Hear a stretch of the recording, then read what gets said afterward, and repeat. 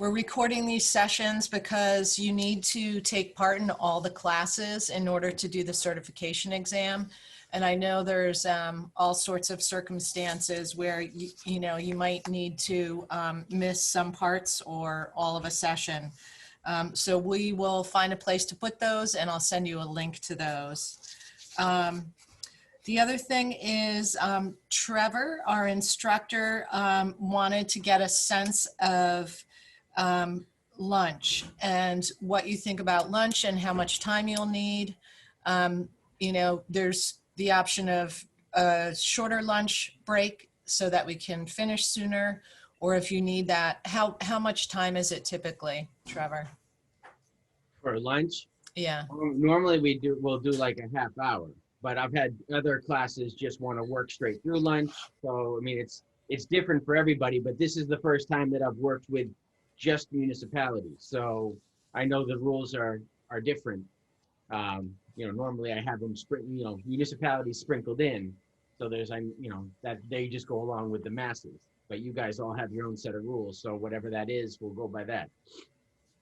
Okay. So if you can chime in on the chat, and then partway through the morning, I will sort of assess what the general consensus is, whether to go straight through, eat a sandwich at your desk or whatever, or if you want some time to just pause.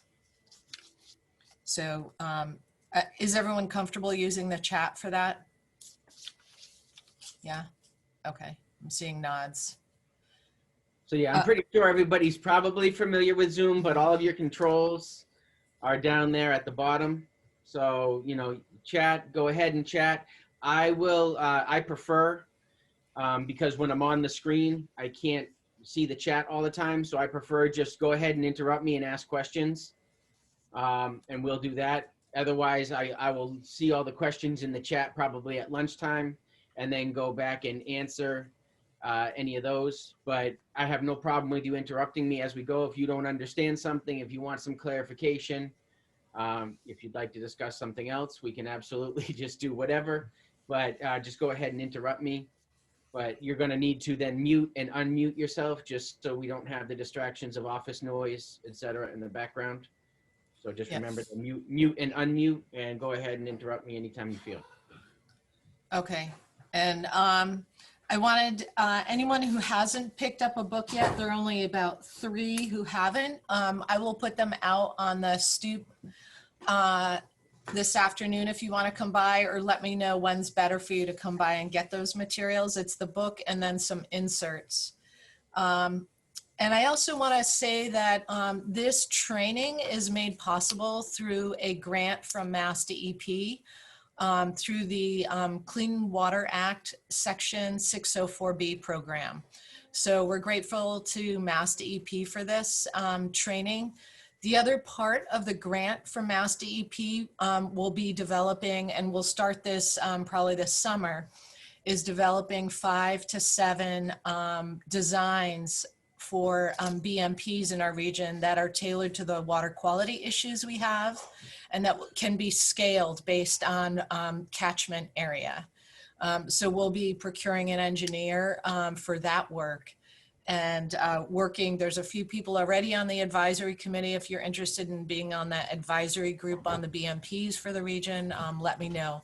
And we'll be working with Mass DEP so that it's in line with the Stormwater Handbook. I am grateful that Trevor Smith is our trainer this morning. He's going to be with us with for all these sessions. He is certified by the Water Environment Federation to give these trainings. And I think, Trevor, you're one of the only certified trainers in Massachusetts for this. Is that right? Yes. Yeah. Yep. So I'm going to turn it over to Trevor, and probably you won't hear very much from me at all from this point on. All right. Except maybe emails. And welcome everybody. Thank you for choosing to spend this time and spending your morning with me. I am Trevor Smith. I am a regenerative land care professional. What that means is that short answer is really that I believe sustainability is a level that we need to achieve and not something that we're doing right now. So my view of our current situation and current climate, just so you have an idea of where I'm coming from, is like having the flu. And when you have the flu, you want to get all your systems healthy and back online and then sustain from there. So that's kind of how I look at the world, look at the landscape, and approach stormwater and green infrastructure, is that we want to get everything back online and healthy and then start sustaining from there. Some of the things I will say maybe a little esoteric or a little woo-woo. I've been accused of being a little woo-woo sometimes. So just, you know, if that's not your cup of tea, just bear with me. Like I said, feel free to interrupt as we go along. I have been working with green infrastructure now for about 20 years. It started with like permeables and rain gardens and has moved all the way, you know, up through. I do green roofs and bioswales, etc. Which is, but one of the reasons I wanted to become licensed in this training was is education. The education piece is missing. You know, the EPA and our municipalities and everything are asking for these designs. We have engineers and architects who are doing these designs, but the actual implementation, maintenance, and, you know, long-term care of any of these systems hasn't really been thought through. So it was one of the things that I really liked about this program. And outside of this program, it's something that I do in other trainings, is really work for the education of green infrastructure and resilient landscapes, which is probably buzz terms that you guys are hearing all the time right now. So that is what I'm about. I do believe in it. It's not just a buzzword for me. It is a real deal thing. This first day especially, and these first 2 days of this class they're the slog days. I'm just going to come right out and say it. Like, it is a lot of just a big information dump. It's an information dump on what the program's about. It's an information dump about the terms. It's a lot of slides. And then from there, I'm going to try to get through that as efficiently as possible, because then after that, we get into bioswales and dry wells and rain harvesting systems, etc. And then we can really kind of get into the meat of it, the installation, the maintenance, and we can really talk about it. I'm actually really excited for this group, because the majority of groups that I've been teaching have been engineers, landscape architects, and or landscape professionals. So you guys come at it from a whole new perspective. And I'd actually really love to hear how your communities are dealing, because that's going to help me as an educator. When I speak with people further, I'd love to know kind of, you know, for instance, I don't know if any of your communities allow gray water to be plumbed into a house. I know the majority of communities don't allow that, but there are certain ones that have started to allow rainwater capture and plumbing that into your house. So when we get to that section, I'd really love to know how that is. As far as policies and stuff, please, like I said, you know, talk back, you know, give me feedback, talk back to me, let me know how it is, and talk amongst yourselves. So the first 2 days, like I said, is just a big info dump. Then we're going to go into the meat of the program. And then from there, we will get into case studies, and we will do a little bit of like working together where I'll present a case study, and then hopefully we can all kind of cooperate, and with what we just learned, figure out how certain problems would be resolved. Many of these issues and many of the case studies that I'm going to be presenting are on like a commercial or residential level. However, the applications move straight through to anything that you would all be dealing with. It's just on different scales. Everything's done on just a different scale with a little bit different finesse, but the application itself is all the same. So with that being said, for the exam, the way it looks right now, the Water Environment Federation has transferred this certification over to a different organization called EnviroCert. EnviroCert is in the process right now of putting the exam online, so you can take the exam from your office. It doesn't have to be taken in person, which now that COVID has been a thing, it's been very hard for me to give these exams or administer this. So it will be coming online soon. and I will be giving you all the information to contact EnviroCert. So I do not actually handle the exam itself. I am a trainer, and they make sure there is a huge firewall in between me and the exam so that there isn't any cheating going on. That they really want to make sure that this is a legit thing. I will recap, but in some of the slides are a little bit out of date. So you will be able to, if you take this online, you will be able to take this from your office. It's about 140 questions. You need to get about 100 of them. The questions are really based around, from how I understand it, not exactly like knowing word for word what is on these slides. It's understanding the practices. It's understanding the implementation, the maintenance, and the inspection.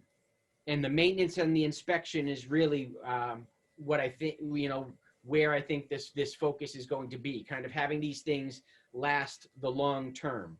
So it's not like the idea is, yes, take notes, but it's really understanding the general concept of all of these practices that is the most important. And writing down the exact percent of something is not going to be the question. The exam is all multiple choice. So again, if you have a good understanding of what the concepts are, you'll be able, through a process of elimination, kind of work your way through. I have not seen the exam, so this is just how I understand it. And so again, what we're going to do is probably the last day, we'll be doing some practice stuff, some group work, and then we will go through and I will just answer all of your questions. And with the last class will just be for as long as anybody has any questions remaining still from everything that we've covered. So we will go from there. I think I've pretty much covered everything. With that, I will get right into the introduction.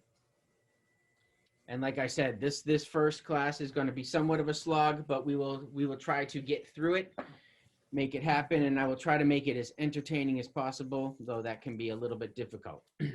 So the learning objectives of this course are to share information on the technical and programmatic aspects of green infrastructure as it relates to construction, inspection, and maintenance. That's what this is all about. This does not make you a design professional. However, since I've been working in the design, construction, and maintenance aspect of this for so long, I will be able to answer those questions. But once you have this certification, you will be certified in construction, inspection, and maintenance. It is to provide a vehicle for qualified trainers, me, to share in class their field knowledge, which I just said that I would do, and prepare you to take the exam to be a certified green infrastructure professional. The learning objectives of this piece right here is, what is the NGICP? How is it structured? What is stormwater? Why does stormwater management matter? Common terms and used in the stormwater field. So for the NGICP overview, the idea is to set a national standard. This is actually an international certification. It's kind of like LEED. It's accepted in Canada. I believe it's also going to be accepted in, say, South America, and is going to be accepted. It is accepted across the country. The idea is to get everybody on the same page. This was designed by a number of municipalities, Boston being one of them. Boston Water and Sewer got in on this, and they collected information, best practices, and standards from all of these groups, and came up with this exam. So this exam really kind of sets the standard and sets the baseline of knowledge for what everybody needs to know.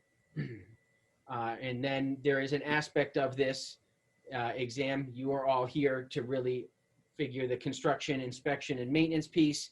There is an aspect of this exam, it's a longer version, that is for green infrastructure training as a career path. Here's everything that I just said. 13 partnering organizations from across the country came up with these standard practices and best management practices for all sets of green infrastructure within this testing material. So this has changed a little bit due to COVID. So we will have the in-class training. It's all going to be in-class training. Normally we get to go on a field trip. No field trips for you guys. So we're going to have to go for field trips in our mind And so with that, we will be doing some Google Earth work, and we will kind of visit sites together via Google Earth. So the background information covered is the intro to stormwater management and green infrastructure, the materials needed, the safety and site management needed, and then we are going to get into green infrastructure practices, bioretention, permeable and porous pavement, rainwater harvesting, green and blue roofs, dry wells, and constructed wetlands. We will cover each and every one of those. We will cover what is GI and how it all functions, the components, materials used, the construction sequence, and typical problems, good and bad examples. And I am more than happy to go through all of that. Inspection and maintenance, what to look for, how you know if it's working well, and how you know it's failing on you, which is usually pretty obvious. This testing information, like I said, is a little bit out of date. It is 140 questions. You have 3 hours. 100 questions will be graded. And as long as you really understand the basics of this, you will be good to go. So we will start with, what is stormwater?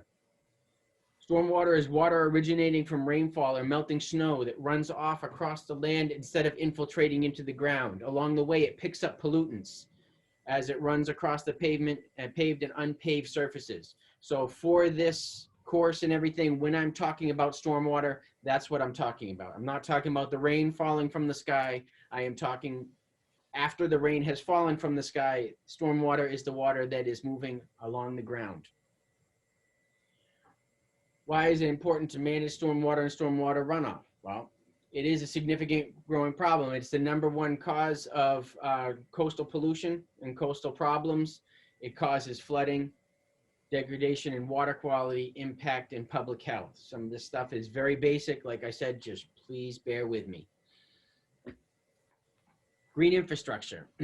It's a type of stormwater management practice. It uses retention as well as treatment to address stormwater runoff. Oftentimes it uses vegetation. Examples of green infrastructure are bioretention, green roofs, and permeable pavements. Green infrastructure attempts to restore hydraulic balance, reduces runoff pollution, pollution prevention, provides many other benefits. It reduces the heat island in urban areas, makes cities more resilient, enhances property values.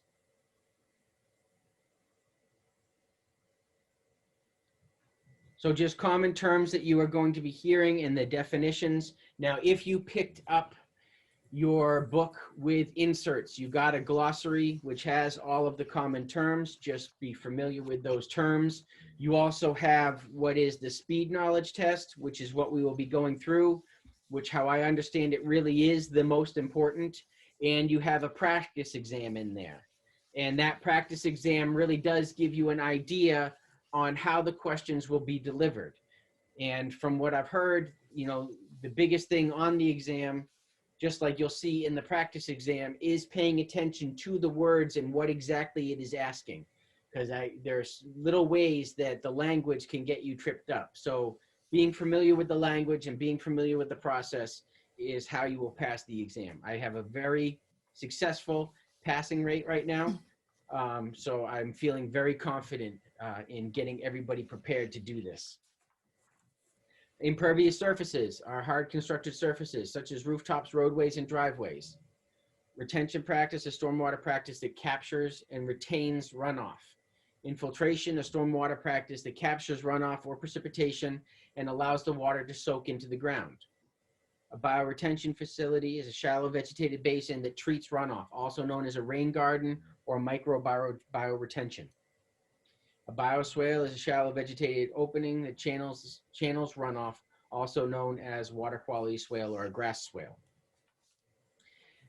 So the idea behind all of this is that once you have this certification, depending on where you are in your career, these are all the things, all the areas, and all the directions that it can be taken with. Ultimately, what it means is that it sets you on the path to saving the world.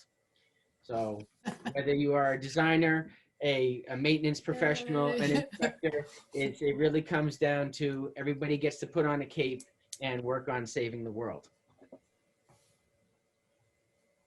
So that was our intro.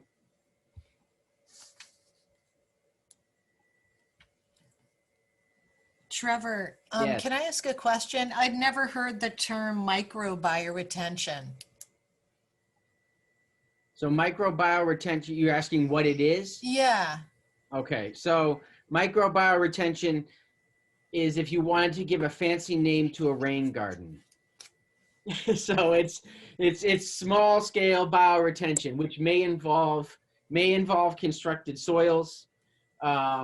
So where a rain garden involves native soils, microbioretention may involve constructed soils, but mostly it's just a rain garden with an engineering name put to it. So is that contrasting it to a facility that would be a macro bioretention? I guess, yeah. Okay. You really have a bioretention. You're really usually given a biocell, a bioretention cell, or a bioswale, and then microbioretention would be the small version of a bioretention cell, which technically would be a rain garden, because essentially a rain garden is a bioretention cell on a very small scale. But as I was saying, and as we will get into, rain gardens usually deal with native soils. They don't have under drains, or their overflow is simply just allowed to pass out, say, a low edge. There isn't like an overflow, there isn't an under drain, and there usually aren't constructed soils. So microbioretention could involve a smaller single lot size that has either an overflow that goes to a larger retention area. For instance, if we're working a cul-de-sac, each house could have a microbioretention area with an overflow that then would drain to a retention pond or something of the such. Okay, thank you. Trevor, Yep. may I just ask real quick, because for me, it's just one of the things that's kind of popping up in my brain that in Mass, we require infiltration, not retention. And so I'm just wondering if we'll also address the differences and the functions of bioretention facilities and how they actually infiltrate, because that is, pre and post test remain the same in Mass, and we have to infiltrate to the maximum extent possible. And oftentimes when I'm regulating and I see a bioretention swale, I'm like, that's not going to work for me. You can't just hold the water, you need to infiltrate it. So Right. I guess, yeah, so if we can, at some point in time, that would be really helpful for me to wrap my brain around what we're focusing on. So with this, there's a couple things that I didn't mention. So thank you for saying that. So with this, we are going to cover retention and detention. So we will be covering them both. Everything on this is a international, nationwide thing. So it's kind of like it's a broad net which kind of covers practices from all around the country. So you have to then apply that to Mass as it fits to Mass. But Erica, saying things like that to me, I mean, I've been teaching people from Canada to Colorado right now, but saying those things to me allows me to better articulate when speaking to Massachusetts professionals. Like I get a whole lot of the Cape coming in. So, and now actually it's weird. The Boston area, not so much. You get the Cape and you get, Central Mass. And it's really right along the coast, we're not so interested, I guess. So all those things are very helpful, but we're going to cover detention, we're going to cover retention, talk about the differences, talk about the different practices. One thing that I forgot to say about this presentation is 95% of this presentation is not mine at all. It is what was given to me. I've added a few slides. I have changed a few pictures, but sometimes the pictures don't always match the text. It's just how it was put together. So oftentimes what happens is people start overanalyzing the text and the picture. Don't, because they don't always line up. So that's just something to just be aware of. But yes, we will cover all those things. And then like you just said, talking to me like that is exactly how I want this to go. Because I believe everybody on here is dealing with similar things, and I believe you're all probably approaching it from different angles. Some of you may be in construction, some of you may be kind of in the inspection aspect. So it'd be great if everybody started talking. And like I said, the more I learn, the better off I am. Thanks, Trevor. The other thing I will say is that if at any time, I'm trying to do the screen share right, but there's so many different aspects to the screen share with this. There's media that I try to share into it. So please just shout out and let me know if you are not seeing a full screen of wonderful stormwater media. Okay, so with the introduction, here we go, module 1, we're jumping right into it. And the objectives here, understanding the basic concepts underlying watersheds and stormwater management, key concepts to basic hydrology and hydrologic function, basic environmental benefits of stormwater management. Like I said, this first couple are a slog, so let's just go through it, and I will try to make it as fun as possible. Green infrastructure is an approach to stormwater management that protects, restores, and mimics the natural water cycle. That is the whole idea. And when I said I was a regenerative land care professional, that's what it's about. It's about restoring that water cycle. It's about restoring the soil function, etc.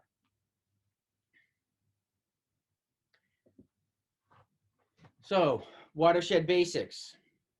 Understanding a watershed. Central Mass usually understands watersheds better than coastal Mass. A watershed is an area of land that drains all of the rainfall and streams to a common outlet, such as an outflow or a reservoir, mouth of a bay, or any other point along a stream channel. The word watershed is sometimes used interchangeably with drainage basin or catchment. So I'm going to try to, I will not share too many videos, but I'm going to try to share this video. And it's going to involve me jumping around a bit.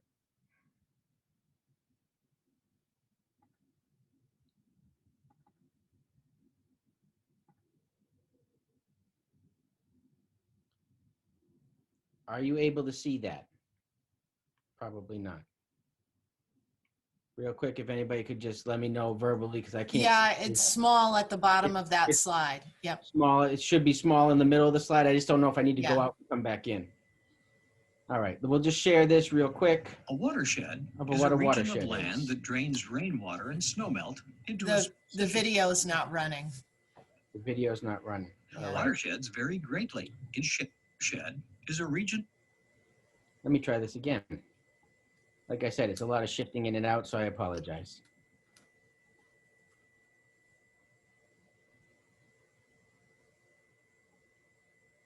How's that? Bigger and better? Yep. All right, let's see if the Region of video land runs. that drains rainwater and snowmelt into a specific body of water. Watersheds vary greatly in shape and size. No matter the location or form of land, it's part of a watershed. Cityscapes, farmland, forests, and wetlands. In every watershed, water moves downhill from the highest spot we can see. A watershed can be a few acres that drain water into a small creek. A city neighborhood where rainwater and snowmelt rush into storm drains and then into a stream is a watershed. Both streams eventually flow into rivers. The land that drained water into the streams is also part of these larger river basins.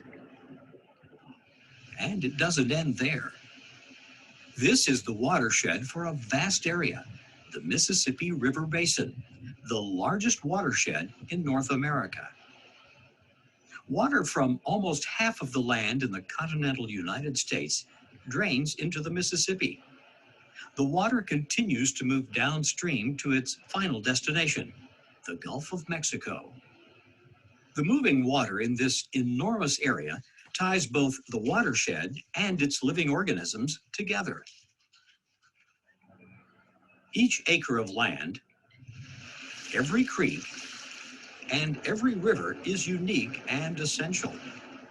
Each watershed has distinct characteristics based on the land and water features in the area.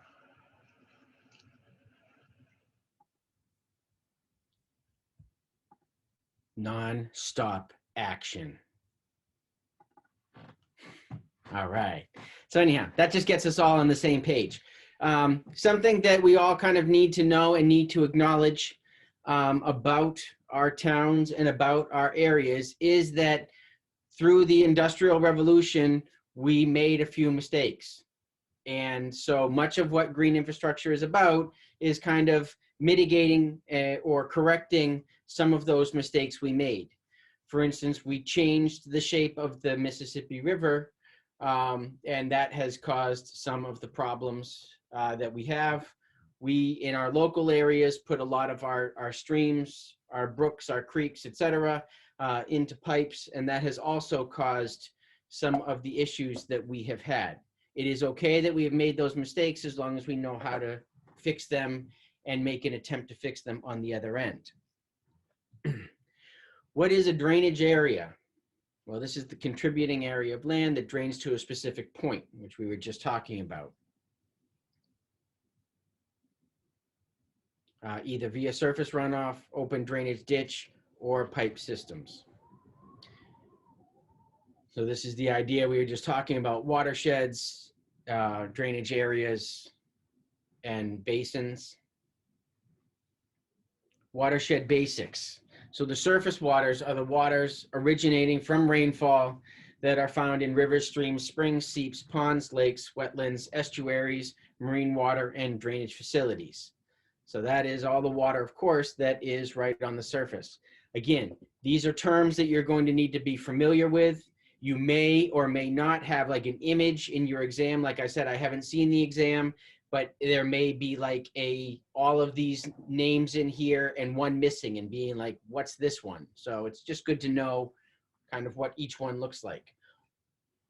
Groundwater is water located, stored in the ground, below the ground surface. The water table is an area below ground where the soil is saturated when all storage in the soil is full and the soil can no longer hold any more water. The unsaturated zone is the underground zone above the water table that is not fully saturated. A spring is a place where water collects from an underground source, such as an aquifer. And the aquifer is the body of rock or sediment underground that holds water that can be withdrawn via wells, springs, used for drinking water, etc.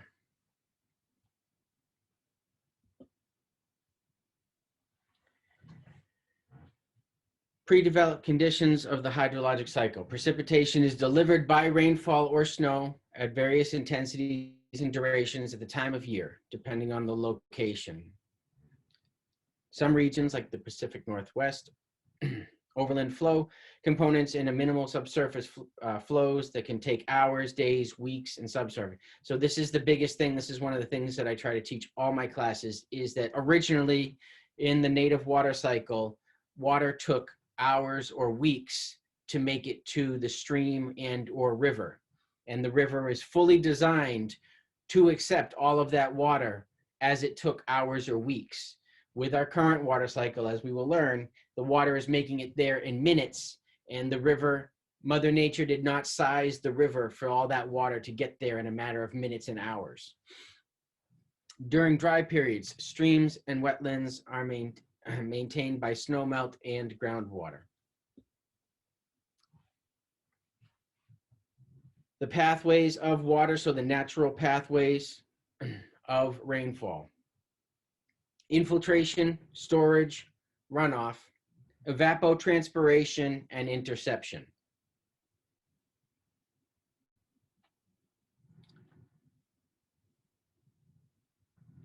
Infiltration is the process by which water soaks into the soil. Seems self-explanatory, but that is just important to know.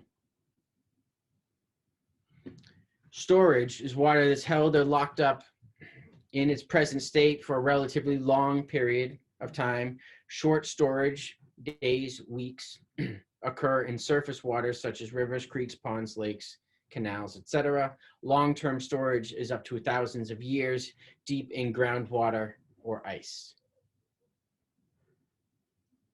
Runoff is precipitation that hits saturated ground or impervious surfaces and begins to flow overland downhill. Evapotranspiration is a general term.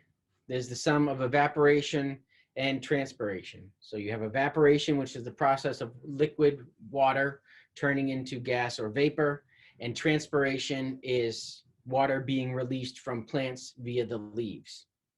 This is also very interesting because I'm usually giving this talk to landscape professionals. So I don't know what everybody here does, but I'm sure you all know about evaporation and evapotranspiration. If you don't, please just let me know. Interception is the process by which rainfall gets caught or held by leaves and branches. So just for your information, or just so you know, raindrops fall at 20 miles an hour. If you have a head like mine, you know that raindrops fall at 20 miles an hour. That is not on the test, but that is just good to know and keep in the back of your head. So here is the example of the natural water cycle and the watershed basics. Just notice on here, you have an interflow of 20 to 30%, and you have a surface runoff of less than 1%. Your evapotranspiration is 40 to 50%. And your groundwater, you have a relatively high water table, and your groundwater is 10 to 40%. These are just things to kind of keep in mind. During the winter, much of the rainfall is intercepted by the forest canopies and evaporated. Overland flow components is less than 1% and can take hours, days, and weeks to reach surface waters. During the summer and fall, streams are maintained by snowmelt, glacial melt, water, and groundwater.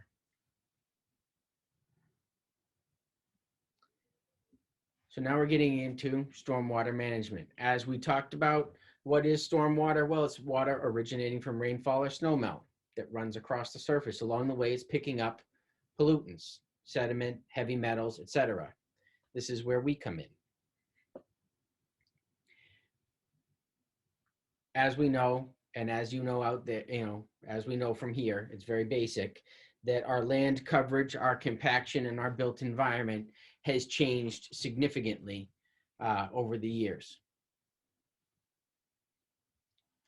The built environment includes parking lots, hard surfaces like rooftops, and landscaped areas, often using fertilizers and pesticides. The built environment in the urban water cycle reduces or eliminates native vegetation, healthy soils, and natural drainage patterns. Surface runoff components increase, as we have up to 30% in the Puget Sound. Less groundwater is available for stream flows. Stream quality and watershed health diminishes when impervious cover exceeds 10% and becomes severely degraded beyond 25%. So our built environment is accelerating evaporation, decreasing the infiltration and the amount of available groundwater. So even though it rains a lot, that water isn't being held within the soil. That water isn't making its way timely to our streams and rivers. So we are losing the benefit of that water no matter how much we get due to our built environment and the urban water cycle. Here you can see interflow is 0 to 30%, down from 40. The surface runoff is 20 to 30%, up from less than 1%. The groundwater is 10 to 20%, and the evapotranspiration is 20 to 30%. Now, the evapotranspiration is something that is extremely important, as is the groundwater. So something else I need to tell you. I will be talking about things that are in class and pertinent to the test, but I also have interjections to kind of help put things into scope. So for instance, much of our climate resilience and much of climate change can be reversed right here within these diagrams. If we have higher water table and more groundwater, and if we increase the amount of vegetation and our green space, then we will increase our evapotranspiration, which will lead to decreasing the heat island effect and cooling our urban environments, which then leads to decreasing the overall temperature of the earth. Also, the more water we have in the ground and the more evapotranspiration, etc., the more water we have in the ground for our vegetation, the healthier and more active our vegetation is, and then the more carbon sequestration we have, because carbon sequestration happens with photosynthesis. So the more vegetation we have, and the healthier that vegetation is, and the more that vegetation can pull up water and evapotranspire, etc., the more photosynthesis we'll have, the more carbon sequestration we'll have, and the more we can kind of draw down the carbon that's in the air. Again, like I said, by the end of this, you will all be able to put on capes and save the world. So stormwater management.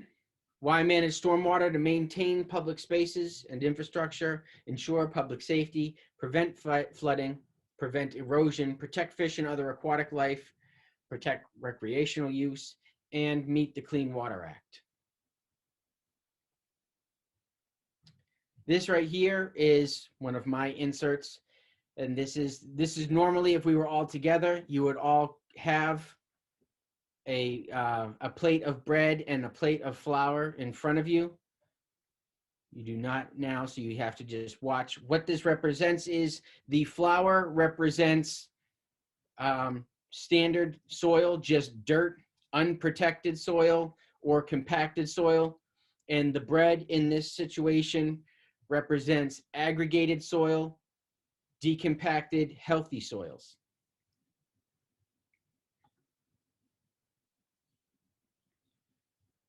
So we can see when we have rainfall on compacted or unprotected soils, we have a massive amount of runoff. And with that runoff, we have erosion, and all of that soil, etc., is taken away, and that makes its way into our waterways, etc. When we have healthy, aggregated, vegetated soils, you can see the absorption is massive. We reduce our runoff.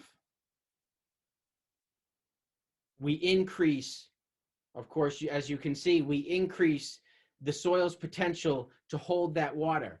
If we increase the infiltration of the water, and if we have maximum amount of water holding capacity in our soils, which comes from decompacting the soil, you can see how much water this was able to take before any water starts to seep out of that piece of bread, which represents healthy soil.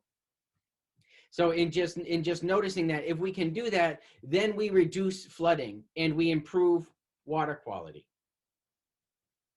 So, so again, when we have naked soils, when we have compacted soils, the water falling at 20 miles an hour is going to hit that soil. If it hits bare soil, it's going to continue to compact it, and then it's going to erode. And it's going to erode into our waterways. It's going to erode into our storm drains, which makes water treatment, depending on where you are and how your water treatment facilities work, it makes water treatment a whole lot harder. But if we have vegetation, which will slow that rainwater, and if we have healthy decompacted soils, we have massive amounts of holding capacity within those soils. 1% of organic matter in 1 acre of land increases that water holding capacity by 20 to 25,000 gallons. So if you have, say, a 3% to 3% organic matter in your soil, say it be your green space, your public park, whatever it might be, if you increase that by 1%, if you just bring that up to 4%, you've now added 20,000 gallons on 1 acre of land of water holding capacity. That's a lot of water. Now, 1 acre of land in a 1-inch rain event receives 27,000 gallons of water. These are just kind of things to know. So if you're managing parks or, whatever it might be, in a 1-inch rain event, 1 acre of land is 27,000 gallons of water.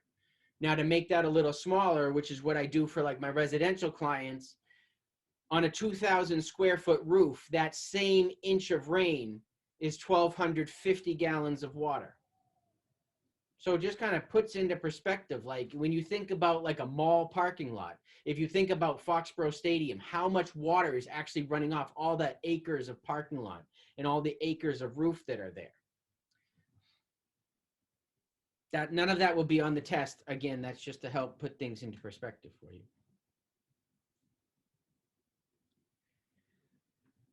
So now we are going to go over our current and future approaches to stormwater management, starting with gray infrastructure, which is what we are all familiar with. It is the traditional method to managing stormwater. It is collecting all the water in pipes, vaults, etc. The idea is to take massive amounts of water from an area and send it somewhere else. We usually call that somewhere else away, but as you will hear me say time and again, there is no such thing as away. Away is just somewhere else downstream. It becomes a problem elsewhere. It does not just disappear. Gray infrastructure involves detention storage, providing above ground ponds, below ground vaults and tanks. Water quality treatment is provided through sand filters, proprietary filters, wet vaults, etc. So gray infrastructure in a separate water system. So these are just things, I believe, are you combined, just real quick, are you guys combined or separate out in most of your municipalities? Can somebody kind of give me a little? Most are separate. Most are separate, Most are perfect, thanks. separate. All right. So just for this, we're going to need to be knowing separate and combined. So separate stormwater management includes pipes, ditches, etc.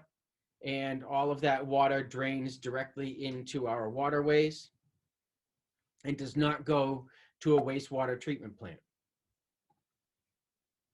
The objective of separate water systems is to quickly remove surface waters via catch basins, storm drains, and distribute that to nearby receiving waters. The intent is to prevent flooding and protect public safety.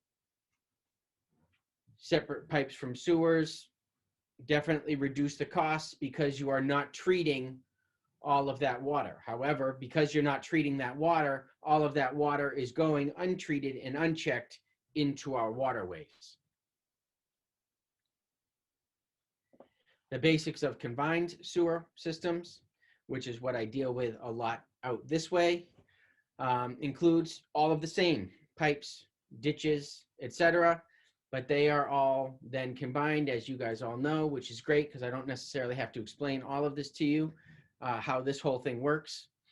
But it is a single pipe that conveys both stormwater and sewage to stormwater treatment, where it all gets treated and then all gets released into the waterways. The benefits of this is that all of the water is treated. The downfall to this is it's definitely more costly to treat all that water. And then the other downfall to this is CSOs, which I get called to consult on a whole lot.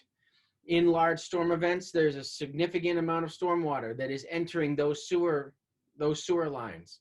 And when those sewer lines get overwhelmed, then they either eject into our waterways as an overflow, or they may come up and actually release onto the streets, etc. So when they're working perfectly, it's great. But when they get overwhelmed, it's a terrible situation.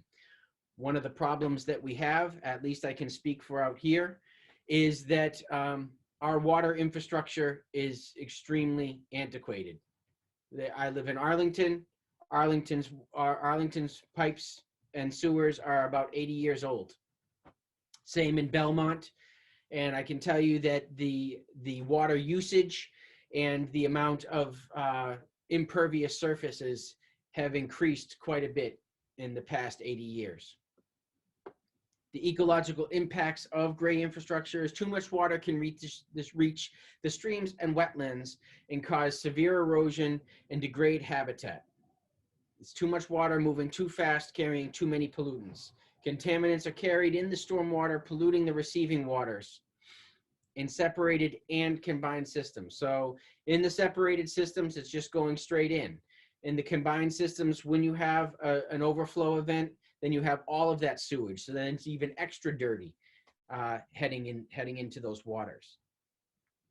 The deficits of gray infrastructure are poor volume reduction and quality improvement and inadequate system capacity.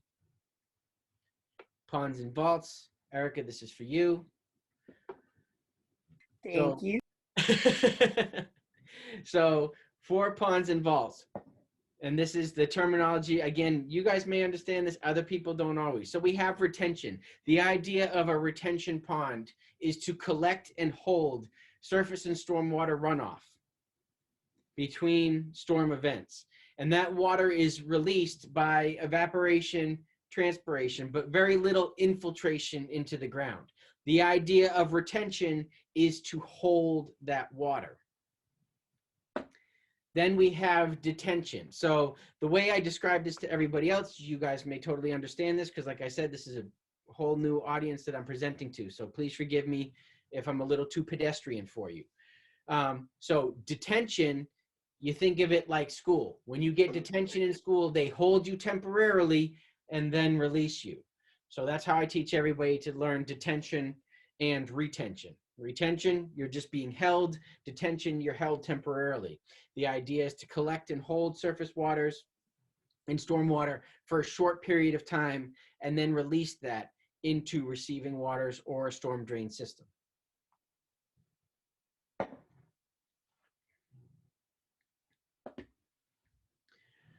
Vaults can be used for retention or detention, and they can be part of a water quality system. So in a vault, you can have a whole filter system within that vault to filter that water as it moves through, or it can be designed to hold that water. Green infrastructure, which is my favorite, and which is why we're all here. Stormwater management practices that protect, restore, and mimic the native hydrologic conditions by providing the following functions: infiltration, filtration, storage, evaporation, and transpiration. I promise this is not going to be another 6 classes of me just reading stuff at you constantly. The benefits of green infrastructure: water quality treatment, flow control, habitat, aesthetics, and reducing the heat island effect.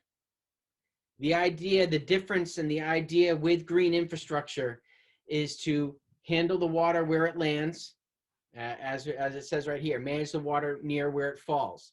So the objectives are protecting and restoring native soils and vegetation, reducing the size, coverage of development and impervious surfaces, designing stormwater management to manage surface waters in small amounts and small contributing areas. So the best example I have of this, and one of the things that I've wondered about, actually, I think since I was a child, is like in thinking about a parking lot and why we have raised islands in parking lots. Because if each one of those raised islands was depressed and designed for stormwater capture, we would have more success in the vegetation that is planted into those islands, and we'd be able to manage the stormwater of a giant parking lot. Remember, if it's an acre, it's 27,000 gallons, but we could measure that, we could infiltrate that a little bit at a time. Instead of sending it into a number of storm drains, then into one pipe and then away, which we just talked about, there isn't any such thing. If we just bit it off in little tiny pieces, all of that water could be managed across the parking lot in a small amount, and all of that water technically could be either entirely managed or the majority of it could be managed without actually having to send it off site. So that's part of the idea behind green infrastructure. The other piece of it, which when I was speaking to some communities up in the Merrimack Valley, the idea here and what is so great about green infrastructure is it's a pre-filter. So I advocate strongly for a marriage of green and gray, and using green infrastructure as a pre-filter and as like a pre-absorbent, and then connecting that to the existing gray infrastructure. Because we all know that we're not going to just throw out the systems we have. And we all know that with the amount of built environment that we have, we still will need some gray infrastructure. But we can pre-treat that water that goes into that gray infrastructure, and we can also reduce the volume of water and the velocity of the water that enters our gray infrastructure systems. That's great because, as we talked about, in many of our communities, the gray infrastructure systems are severely undersized and antiquated. So if we can reduce the volume and the velocity of which the water is traveling through there, then we can kind of kick the can down the road a little bit as to when we will actually have to fix them. And then if we can pre-treat, that will solve, if you have a separate system, that will solve a lot of problems. And if you have a combined sewer system, by reducing the volume, you'll have fewer CSO events, which they have up in the Merrimack Valley. And you'll also have fewer pollutants. So you'll by reducing the volume and reducing the pollutants, you make the water easier to clean, and you have fewer combined sewer overflow events. So it really is like a huge win, and I really enjoy trying to figure out ways to connect the green and gray. So green and gray infrastructure can be used together to attain stormwater management goals.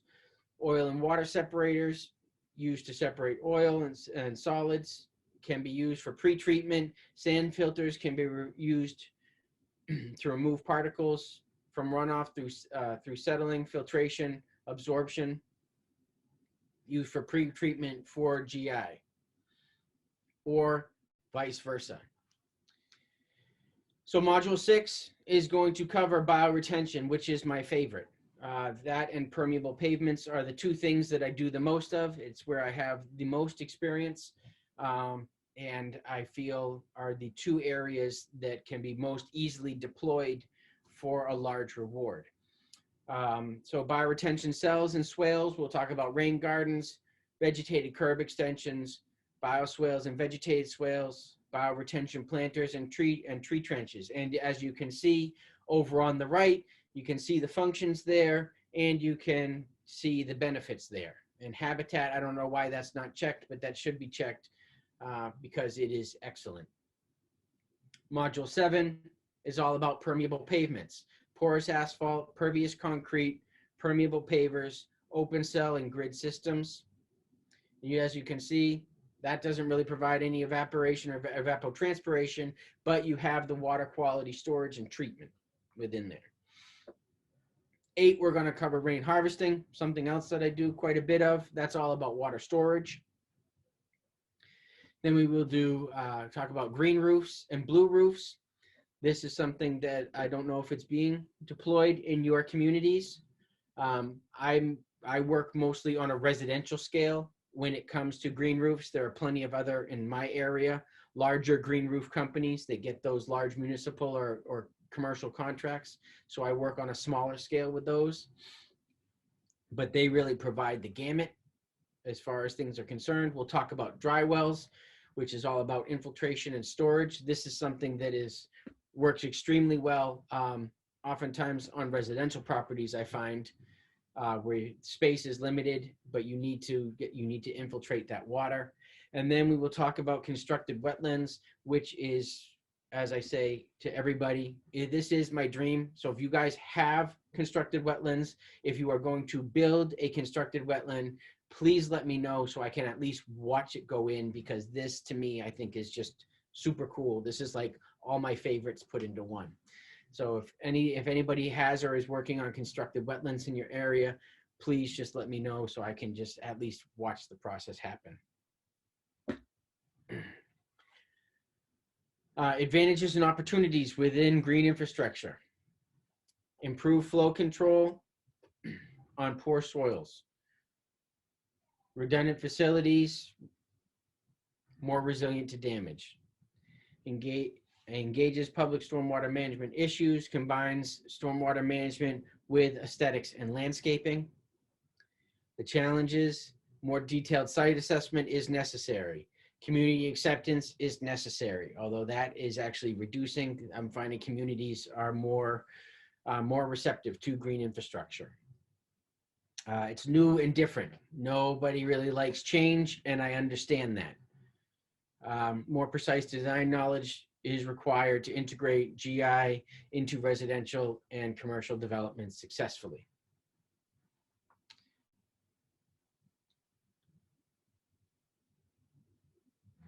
And that ends that.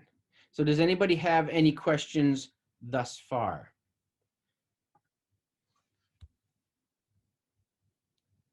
This is what I was afraid of. Nothing, huh?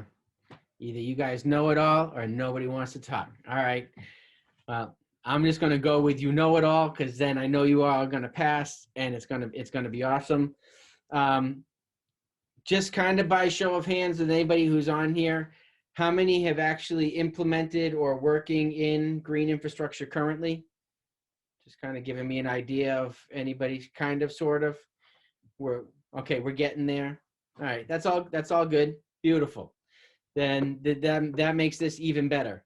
So what I am going to say, because the biggest thing that I notice, so what happens, what I do often is I will sit in with a municipality, either the planners and the board, or I will sit in with a DPW, and we will discuss green infrastructure that is going in.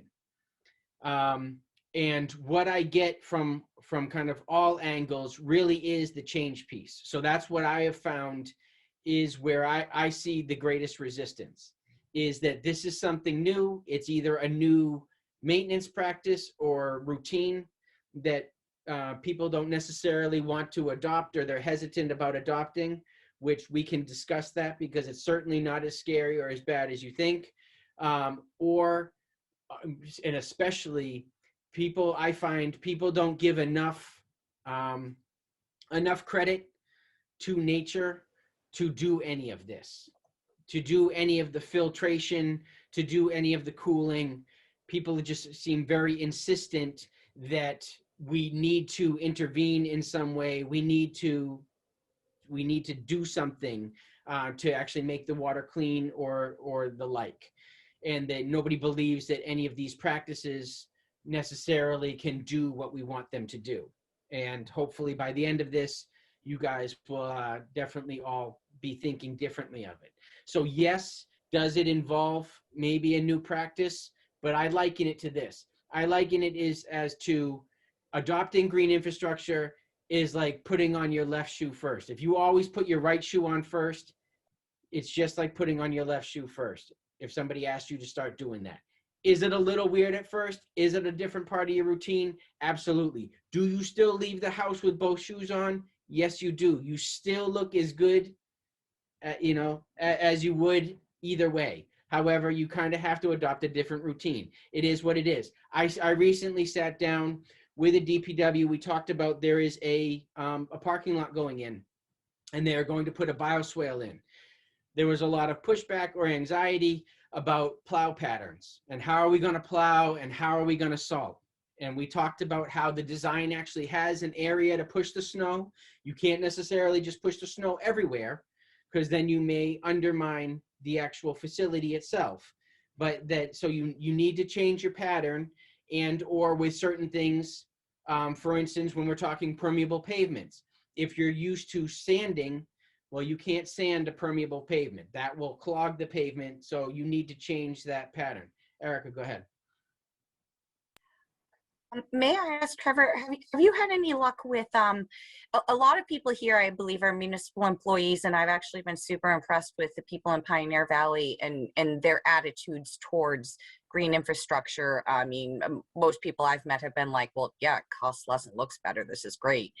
What about converting engineers who for like only 20, 30 years have been trained collect, treat, discharge, and trying to get them to consider this perspective in designing what they submit to us? So, can I comment from the municipal side?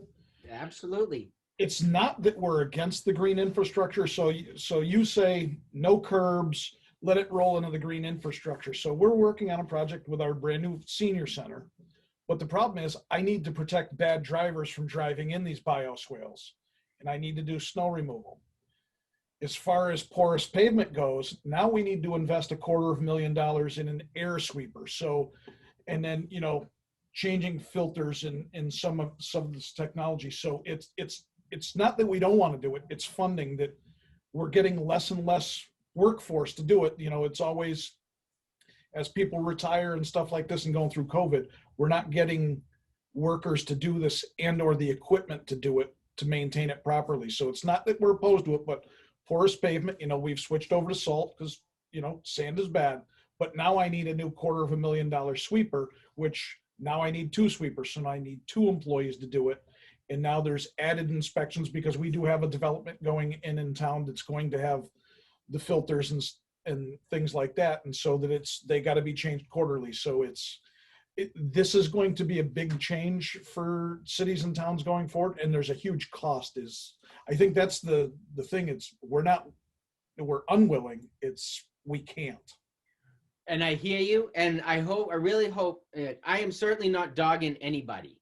Like, I get it, but, and Chris, I really appreciate that, because it's about, like, everybody has to be on board. The way for green infrastructure to work is everybody has to be on board. That's usually when I get called in, because I am not an engineer and I am not a member of any DPW or anything. But I end up kind of being like a moderator and getting everybody on board, because like you said, to do these changes, like, any architect or any planner can be like, hey, yeah, let's put permeable paver everywhere. And you can be like, okay, but now I need a $250,000 sweeper. Actually, I need 2 of them. Now, if somebody wants to buy me a $250,000 toy, that's great. However, usually there is a kick in the ass on the other end of that, which I totally understand. If it's going to take a chunk, so you can't just implement all this stuff without simultaneously implementing the means to manage it. So much of what I do, and you'll see in some of my other presentations, because what I'm going to do is I'm going to show you some side presentations that have nothing to do with this in hopes to tie this together.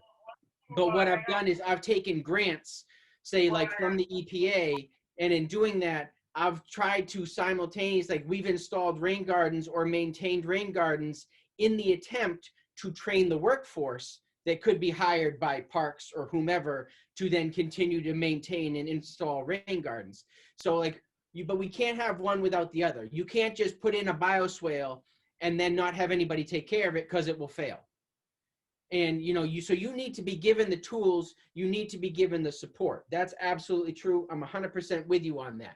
And that is one of the better answers that I've heard, because I've had people tell me just to F off, when it comes to implementing this stuff, because they're just like, no, it's not going to happen. There's no idea. There's no budget. We don't know how to do that. And I'm like, it's just a different thing, where you might just need to take, a clean out truck and clean out a storm drain. Well, now you need to take a vacuum sweeper or something else, or you might need to take somebody to clean the trash and prune a bioswale.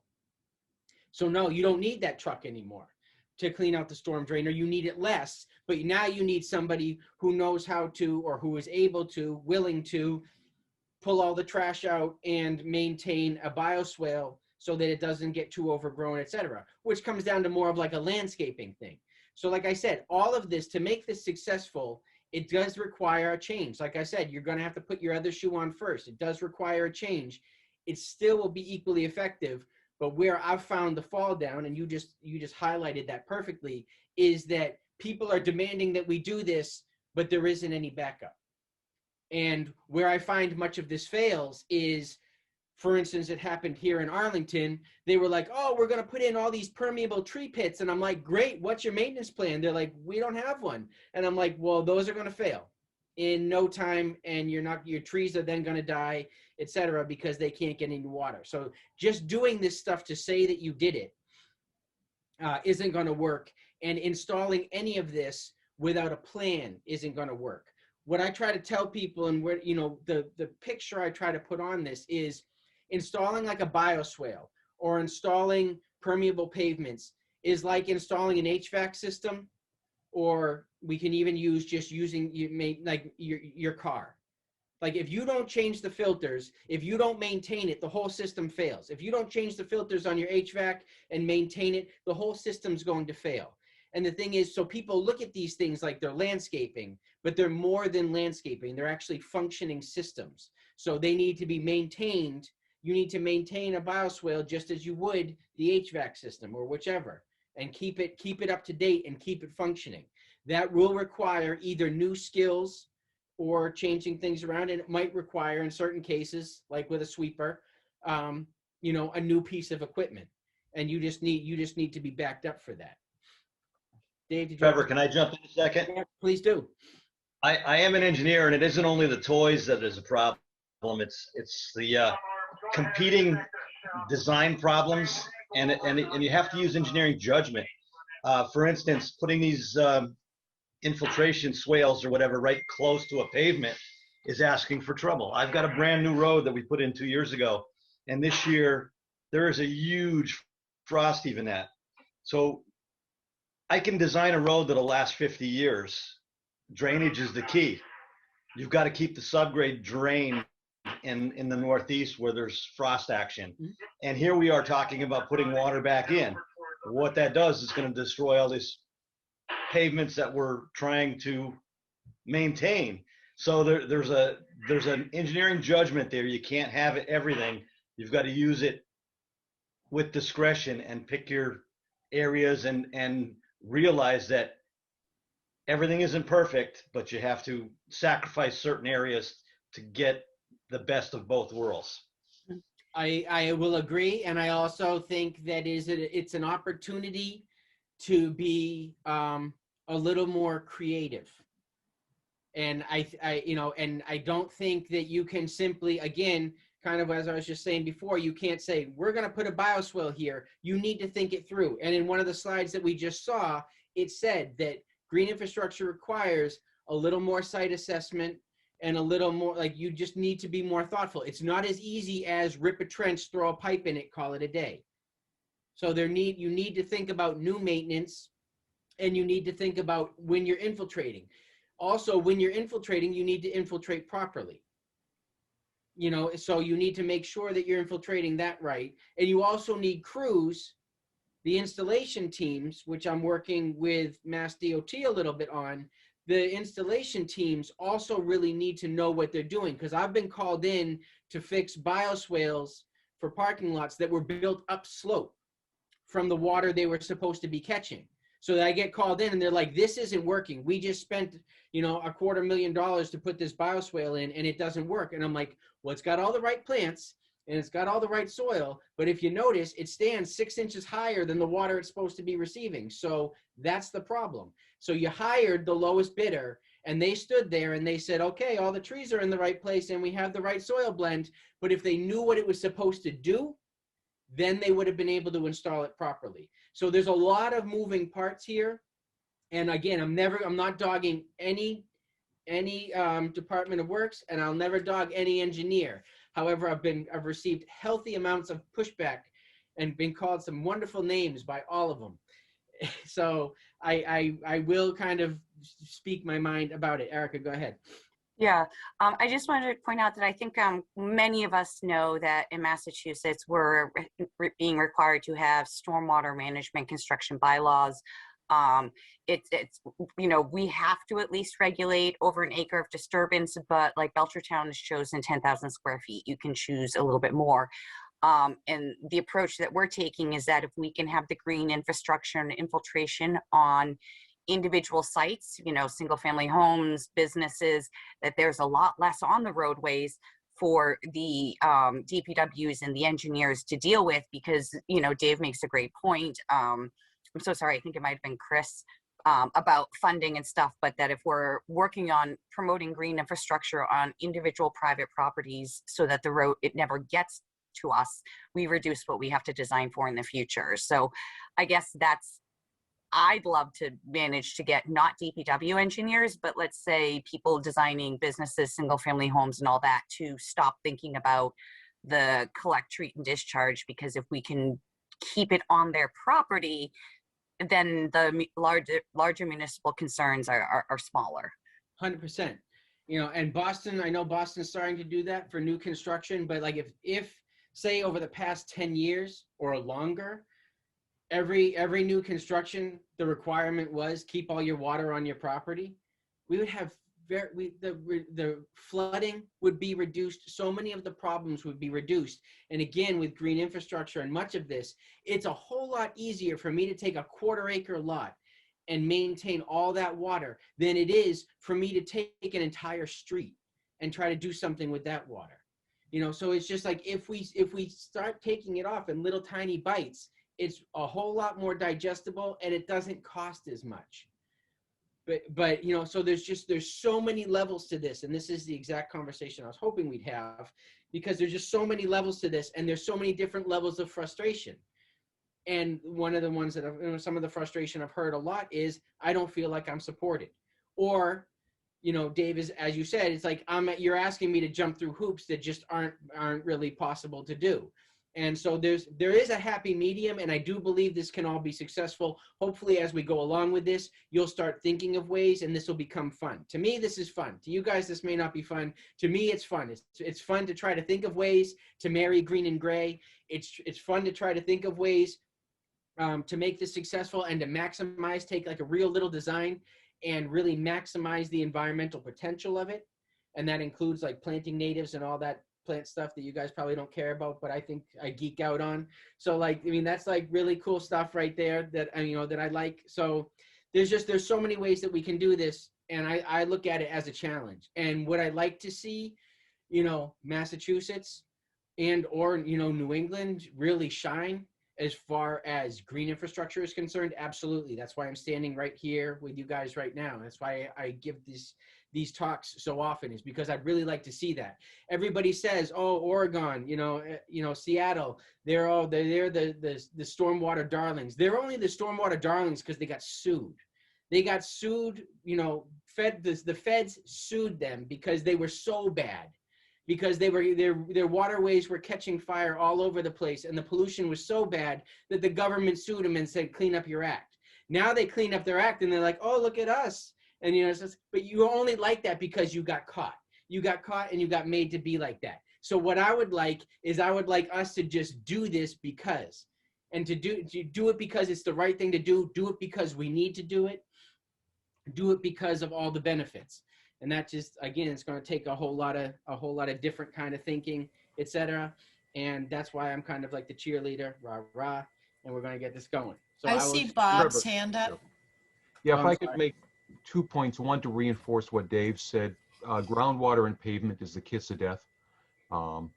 Patty knows the site I'm talking about, but we have a brand new driveway constructed for a brand new school that has swales on the downhill side of the driveway, which is the right location from a collection standpoint, where the shoulder of the roadway is falling apart already. And I believe it's because we've got groundwater right below the pavement, intercepting the swales, and it can't take the load. But the main thing I wanted to bring up, I noticed that you talk about permeable paving as green infrastructure, yet I believe in function, permeable paving really functions no different than the traditional subsurface infiltration basins and chambers, which you're not presenting as green infrastructure. Effectively, you're taking the same water, you're putting it back in the ground, whether you do it by going through the pavement, and that sounds sexy, or putting it into pipes and putting it to stone below the pavement. I think it does the same thing. Well, yeah, that's almost like sort of like a dry well or a collection vault in which Correct. you would infiltrate it. Again, I'm teaching you this for the exam. So that this is what it's being called. I'm not going to argue you on that point, because either way, you're infiltrating the groundwater. The biggest thing here is to reduce the flow and infiltrate as much water as possible, so that we have less erosion, we have less, you know, pollution in our waterways, etc. So that's kind of the idea of what we're trying to accomplish here. If you can take all of that water and put it in an underground vault and infiltrate it, yes, all that water is still being infiltrated. I will always advocate for taking smaller chunks of water rather than putting an entire parking lot into one vault, maybe breaking it up. I would love to see and really just to see what happened at the site that you're talking about and why it's crumbling away. If it is a groundwater issue, if it's an erosion issue. I mean, without seeing the site, I can't really know. I've seen the site. I've been in the field for 35 years. It's groundwater below the paving, and the paving is falling apart. Then something was missed. It Right. seems I agree. dirt construction. The soils may not be correct. Something may not be correct, but when you put the water directly below the pavement, there are problems. That's a huge problem, and you can't do that. That's one of the benefits I find in, say, permeable pavements, or if as you just said, by taking that water away. But with permeable pavements, you get less or no heaving, and you get less or no icing. So overall, in some ways they're easier to maintain, and maybe in some ways there is a cost savings in maintaining them that would eventually pay for a $250,000 piece of, equipment. that remains to be seen. But the other thing that is happening here, that it sounds like both you and Dave are kind of going through, is that, and well, it sounds like everybody's going through, green infrastructure is being insisted upon, but it isn't being approached properly. Like, you can want to put a bioswale there, but if your soils aren't right, and we'll see that, if your soils aren't correct to receive that amount of water, then there's going to be a problem. You can want to put a rain garden in your yard, but if you don't have the proper infiltration on your rain garden and the water sits for 24 hours, then you know what? You can't have a rain garden. It's not, if you have ledge, if you have clay, whatever it might be, if the water doesn't drain, then you can't have it.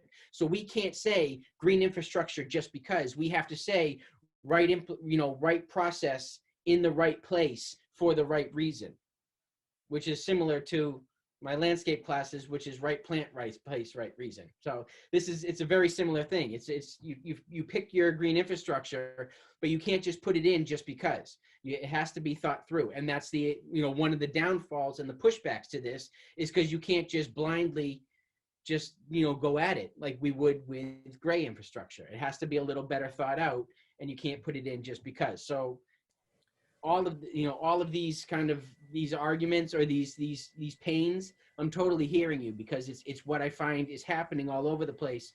And it's what makes it so hard for me when I sit down with somebody and say, hey, green infrastructure.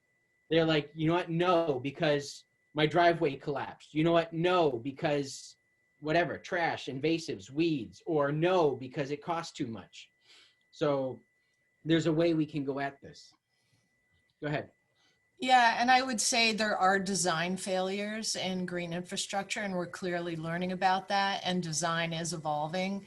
And I think especially on the maintenance side, like before, bioretention areas, rain gardens were planted with this really complex planting plan, which is impossible to maintain. There's plenty that have all these weeds in them now.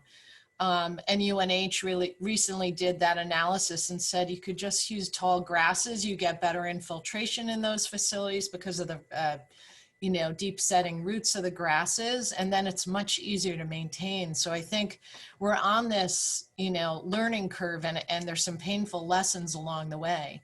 But I also, the other thing is the other component of this grant is to try to design some facilities that can be deployed that have ease of maintenance, work in New England, and work with the equipment that you have. So it is evolving, and there are some painful lessons for sure. Absolutely. So before we start this next section, you guys want to just take 10 minutes just to go grab another coffee or whatever, and we'll come back at 10:40. So you can just take 10 minutes, go stretch, go grab a coffee, go pee if you need to, and then we'll just come back and we'll get right into this. And if you have any other questions, I'll be more than happy to talk to you. Trevor, On the lunch thing, I did a quick tally of the responses, and it looks like there's 5 votes for half an hour for lunch, 3 for 15 minutes, and then other people were sort of in that range, and there were 1 vote for going straight through. But some people have said it doesn't really matter, half an hour, none is fine. But it Okay. looked like that, the greatest number of votes we had was for a half an hour. Okay. Yeah. Hey, Trevor? Yep. The only comment I was trying to make, I guess, is there's no substitution for that engineering judgment. And it's very difficult to write a regulation that applies to every site. And I think there's got to be enough wiggle room and in the design and in the regulations for the engineer to assess it to make this work into the future on every site. Yeah. Yeah, So- but Dave, that's just because you're a really smart cookie who actually thinks about those things. I mean, like Not really, you're the not one, really. you are that person who sees those design flaws, and so I trust you to do it in your town. But I understand the concern, to be honest. Yeah. Yeah, we just have to be careful going forward. Yeah, my personal philosophy is if you can use it, consider it first. Would any of these to deal with the gray infrastructure, but but I know what good work you do over there, Dave. So I hear rumors about how talented you are. But again, it's looking at it and saying, would this work? Would a version of this work? Would a combination of these things work? And it's just, so like I said, to me, it's great because it allows you to be creative and it makes it fun, but it's not going to be, just a stamp for every single site, which is the benefit to the gray infrastructure we have. It's real easy to just rip a trench, throw a pipe, pitch it, and call it a day.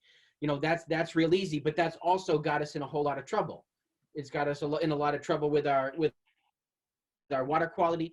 It's got us in a lot of trouble with our flooding problems. When people say to me, okay, we have a flood problem, my response really is we have an infiltration problem. We have too much compaction in our general area. There's just too much compaction. There's too much impervious surface. So we need to find a way. The roads aren't going anywhere.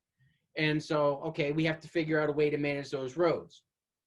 School parking lots, etc. Well, we can maybe find, especially with new construction or whichever, maybe we can find interesting ways, better ways, creative ways to manage some of that water, to reduce the amount. And as we said, if everybody just managed the water on the property, we'd have very little flooding in certain areas because we wouldn't have all that water rushing. And we'd also have, we don't really have the surges of water like they have in like the Midwest. They kind of trap cars in the middle of the road. But I mean, it's happened up in Vermont. We do get it a little bit where the water rushes so much and floods out roadways, etc. Well, those creeks aren't just, or the rivers aren't just filling, they're filling too fast. So if we can reduce the velocity and the volume, then, we can fix these things. But it's not going to be just one size fits all. That's not a thing. But finding creative ways to do these things. And also, as you'll see, I think little practices in multiple places, rather than a big giant installation, little practices will add up to a big reward on the other end. Another question I have kind of in between the engineering and the maintenance is the construction part. Yep. Especially as municipal, we most likely go on the most qualified, cheapest contractor because we have to go by bidding rights. Yep. Is there a way of not all contractors are landscapers or good necessarily at not putting in just structurally a good road, like putting in the right soils and knowing how to put a rain garden in? Is there a way of looking in, qualifying a contractor to do these kind of things in specifications, or is it just having the right engineer out there on site when these things are getting installed? Because if they're not installed correctly, we can't maintain something that's not installed. My ultimate goal is that you are going to write into the RFP that you want an NGICP certified contractor, or at least somebody with the certification on site to oversee the construction. In the short term, having a qualified engineer out there. Yeah, Or, because I you know, mean, we on need a to lot of write it these in. projects, it's not just a green infrastructure project. It's a roadway project, like a Yes. huge roadway. I mean, Right. so yeah. In which case, though, you need to, it really, from how I see it, and this may be wrong, so please correct me if I'm wrong, but from how I see it, we need to get a little more creative with the RFPs. So you can't have, the roadway contractor install your bioswale. It can't, that doesn't line up. If you know how to build roads and you can build a road that's going to last 50 years, that's great. Chances are you don't know the finesse that's needed to create a bioswale, and you certainly don't know the finesse that's needed to put a plant in the ground, because that's a whole different thing that I don't think gets enough respect as well, is that it's not just whacking a hole and throwing the plant in. Exactly. If you want it to last long term. I recently, city, I guess they're a town, of Andover, they were like, oh, we want to put 500 trees in. I said, well, how about you put 200 trees in properly? Because instead of just, throwing all these trees, street trees in tree coffins, if you actually created the sidewalk so there was enough soil volume for the tree to last, if you actually built the environment to get the tree to last and to live, because that 5 to 8 years that you give a street tree, that's just throwing money away. Like, what's the point in paying somebody? You're paying whatever, $200 for the tree, then you got to pay somebody to put that tree in, and if it's installed wrong or if it dies in 5 years, then you just threw that money away. So it's, I strongly advocate, for, if you want, do fewer trees, because that's a big thing now. Everybody's like, we're on a mission to put in 1,000 trees this year. Well, that's great. How about you put in 200 correctly? Because if those 200 trees last 50 years, the environmental reward from that is going to be huge. So it comes down to, I think, being a little creative, to go to what you said. It comes down to being a little creative with the RFP and to writing in some different levels so that you don't have the road guys putting in the bioswale.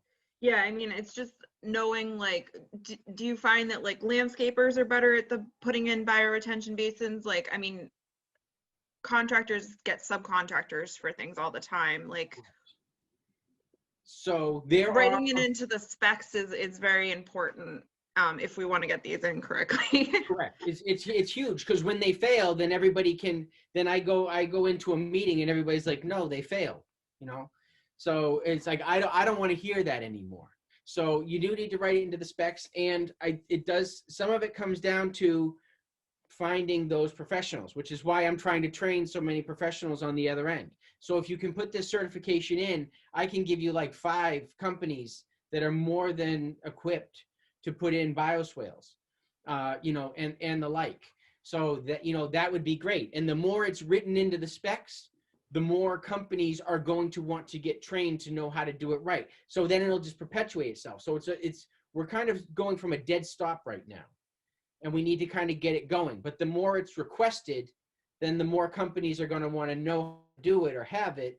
And the less time you're going to need to have that engineer on site all the time, because engineers don't like that either. Nobody, they don't want to be on site all the time. And you don't want to pay an engineer to be on site all the time. So, that being said, if you could get a company in there that knew what they were doing, then you could go from there. But it's all in the language, and it all has to come down to stop asking the parking lot guy to build a bioswale for you. Exactly. Yep. Did that help at all? I don't even know if I answered your question. I just kind of. I mean, I think it's just a kind of just a comment on it. I think I think we're running into that issue, or at least we're gonna run into that issue, and I'd hate to see a lot of these go in by the, just go in incorrectly, and then we have to maintain them, because we run into that all the time. It's Right. just not constructed correctly. No, absolutely. And then you got to fix it. And then it's a maintenance problem. That's huge. A big maintenance problem. As Robert was saying, like, if the whole roadway collapses and you have to fix the roadway the next year or in 3 years, well, that wasn't good. Yeah. And that sucks, because that's a whole lot of money. Now you just shelled out all this money to put it in, and now you got to put in all this money to fix it. And then, I mean, and just on the public outreach or even within the city outreach, you just see it as a failed attempt. And it's not necessarily a failed, I mean, it is a failed attempt because it was installed incorrectly, but it's not the green infrastructure that failed, it was the installation that failed. Correct. But the green infrastructure gets blamed, and then moving forward, everybody's like, we're not doing that. It's too Exactly. costly. It doesn't work. Forget it. Mm-hmm. That might not have been an installation problem though, as is with Bob's. Yeah. I Oh, no. haven't seen Yeah.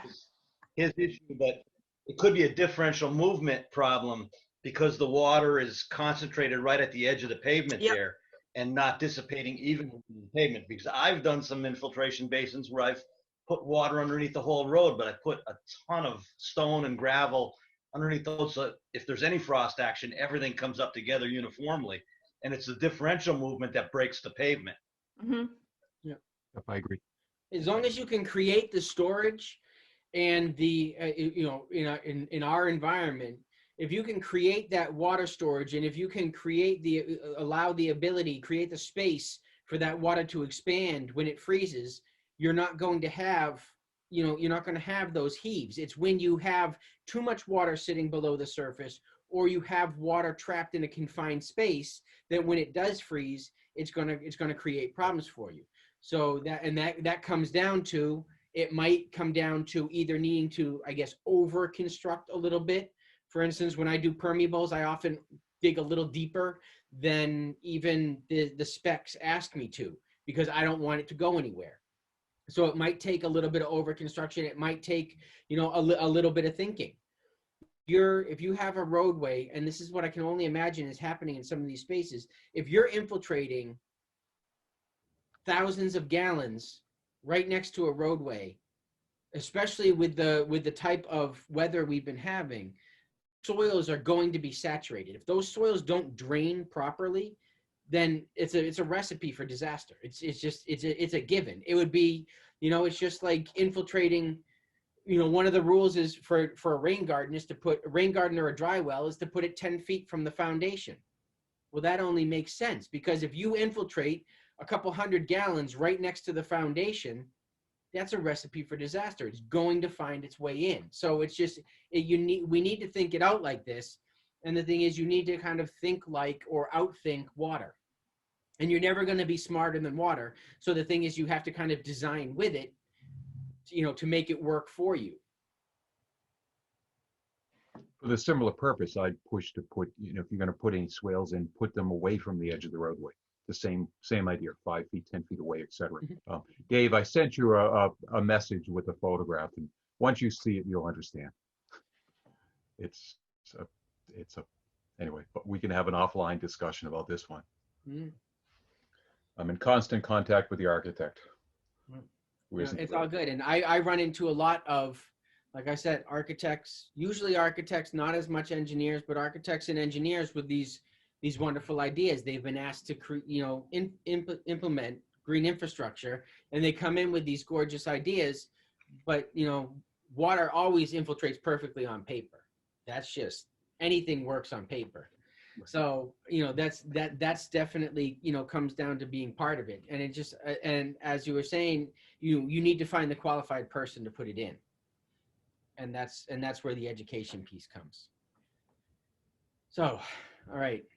And that comes with the RFPs. I think to me, from my angle, the RFP is a lot of it, and getting that written, just right, so that the right subcontractor is found, or any subcontractor is found, because I so often see things like road guys or parking lot guys planting trees, and that's just not a thing if you want those trees to live.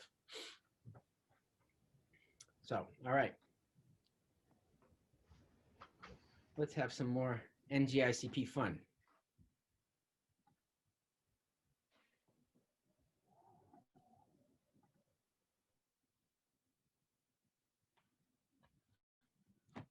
Okay, so we've gotten past the introduction. Now we're just going to talk about the construction materials and just becoming familiar with the materials and the material management, a little bit of the management. of things that are involved in green infrastructure construction.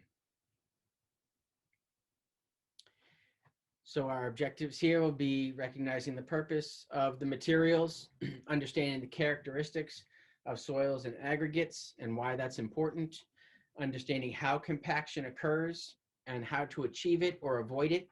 And that is something that I get stuck on a lot because compaction is something that I focus on often. Identify the different tools used to test compaction and explain how they work. Identify the basic types of geosynthetic materials and understand the purpose of them in green infrastructure. So going back to GI, just to reiterate, is the approach to stormwater management that protects, restores, and mimics the natural water cycle. If you go into that, if you go into a project with that in mind, that is the best first step. Knowing that you are trying to mimic the natural water cycle. As we talked about, and as you recall, this is how we want things to work. This is the natural water cycle. We want to infiltrate as much water as possible into the ground so that it can slowly make its way through our watershed and make its way to the lowest parts of our watershed in days and weeks and not minutes and hours. We also want to focus, though, on the evapotranspiration, which is where we get all the cooling effect from, and which is where we move a lot of water through. And then once we get into carbon, we don't get into it here, but once we start thinking about carbon sequestration, that all happens through the plants. So again, just here is that. We have more of the surface runoff, less of the interflow, and less evapotranspiration happening. So this is the balance we're trying to find, because the reality is our built environment isn't going anywhere. So the built environment is going to be a thing. We just need to design better moving into the future. And we need to kind of fix the issues or the mistakes that we've already made. So, it's not about, in a different design course that I teach, I talk all about this thought of scarcity. The example that I'll give you that I give in that course is that my problem is we talk about scarcity, and we talk about kind of restricting our use. So, everybody likes to take, the example I give is everybody likes to take a long hot shower. And usually at some point in time, when we're in the shower, we start thinking, God, I've been in here a long time. God, I'm using a lot of hot water. Maybe I should get out. But it really feels so good. Nobody wants to cut their shower short, but then we start feeling guilty. But if we said, okay, how can I take an infinitely long hot shower without any issue, without causing any problem? Well, if we took that 50 gallons, because usually a shower is about 50 gallons, if we took that 50 gallons and showered in it, and if that water was then heated via solar and then filtered and then run back through, and we took our shower in a continuous filtered loop of that 50 gallons, we could stay in the shower all day until our family was ready to bang it down because they all have to pee. But we could stay in there all day and not use any more water, and we wouldn't use any more energy. So our thoughts, our thinking should be, how can we achieve this? Not how can I live with less? It's how can I have everything that I want without any disruption, without any problem, without hurting anything, and without depleting anything anywhere else. And that's where I think this is cool. And that's the thinking that I like to have. If we then took that 50 gallons and sent it to a gray water system where it was then used to irrigate our landscape, well, then that's like win-win-win all the way around. Like that's just awesome. That's the perfect, you can't really come up with a better use of all that water. And then that water would also stay out of the sewers, which would be great too. So I'd have my infinite shower, I'd have my irrigated landscape, and the town would love me because I am not overflowing their stormwater and their sewer pipes. So it's just kind of win all the way around. And that's the kind of thinking I want everybody to start to have, because if we can think, how can we have it all without even making a mark, that's the best way to do it. And it just takes a little more thinking. It takes being a little more ingenuity. So here we have the natural process. We have the infiltration. We have the filtration. So the water's coming down. It's getting intercepted by the leaves. It's infiltrating into the soil. The soil is providing that filtration. The soil is also providing that storage. And then the trees, through evapotranspiration and transpiration, which are pretty much the same thing, through evapotranspiration, are releasing that water back into the air. That water back into the air through evapotranspiration, that is what's called the short water cycle. That provides that immediate moisture in our environment, the immediate moisture back to the soil, like a sun shower and dew. That's all part of the short water cycle, which is what we're missing, because what's happening is the water that through evapotranspiration, through the shallow bodies of water, the water that's in the ground is evaporating due to the heat island effect, and essentially we're just losing it. It's going up into the clouds, and it's going to rain somewhere else in the country or in the world, and we're not getting that rain to kind of stay in our area. The long water cycle is what we're seeing a lot of. The long water cycle is when the water comes off of the ocean, and that's the deluge that we see. That's that when we get those heavy downpours, that's all the water off from the ocean and everything else.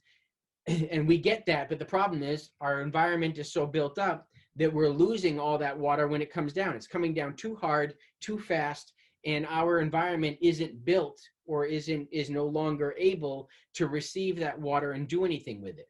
So we want to build back some of that short water cycle to help cool our cities, but to help with everything. We need those light rains. We need that water in our immediate environment. To help us. It's also via the short water cycle and via the evapotranspiration is essentially like how you guys get water from the coast. And this is the importance of green space, because when we have that, those coastal storms, then it rains, then all that vegetation evaporates, and then that water moves further and further inland.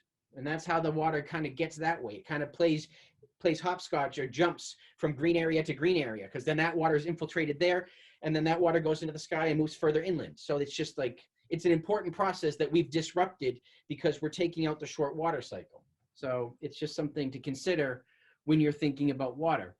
With the developed areas, we can see everything runs off, it goes into pipes, and it goes to that mythical away. Through the green infrastructure facilities and the green infrastructure process, we kind of have them both. We are infiltrating and filtrating that water, and the filtration is really what is, infiltration and filtration are some of the most important pieces of what we're facing now. Due to microplastics and PFAS and everything else that we're finding in our water, the more we can filter that, the better off we're going to be. And we have also in the GI, we have storage, evapotranspiration, and transpiration. So it's kind of like the best of both worlds. Again, it just takes a little more thinking on how can I have my built environment and still have all these aspects. And that's where the kind of the fun, interesting piece comes in. So in a vegetated GI facility, filter and water treatment happens through the materials, the compost, the sand, the vegetation. That media is where that filtration is going to happen. With permeable pavements, we have infiltration, we have storage. And that storage, and it's all provided, it's coming through the pores, whether it be pervious concrete or porous asphalt or pavers, all that water is going through the pores, so it's infiltrating in, and it's stored in the gravel, in the aggregate down below, and then infiltrates into the native soils. Trevor, Yes. may I ask you real fast? I know about a lot of the sand issues that go with the porous concrete, permeable asphalt. I haven't worked with pavers since I was actually been out on the Cape. And could you tell me, are there the same problems with pavers, or is it very much more of a cost concern in terms of whether people are willing to install those. Is what the problem with pavers? They could have, be blocked by Yeah. sanding and need higher maintenance. All the permeable pavements, you need to be careful of silt and sand. You need to change your maintenance practice, but you need to be careful of those materials getting clogged. The maintenance is different on all the materials, and the cost is different on all the materials. And finding somebody, in many of the cases that I find, finding somebody to manufacture those materials, because oftentimes an asphalt or even certain concrete manufacturers won't necessarily do it for a small square footage. Because Right. they have to clean all the machines and make you your special batch. So if you're dealing with a couple thousand square feet, it's not really worth it. If I'm dealing with a parking lot or a roadway or something of the such, then sure, yes, it's worth it. So. Well, when we're dealing with a couple thousand square feet, I'm wondering what the maintenance requirements for pavers specifically are. It's been a while, but like when we used to use them on the Cape, they were, filled with sand. So I'm wondering how that differs, and because it may be something I find useful in my own town for smaller things, and if it's not the same sort of risks using sanding with pavers.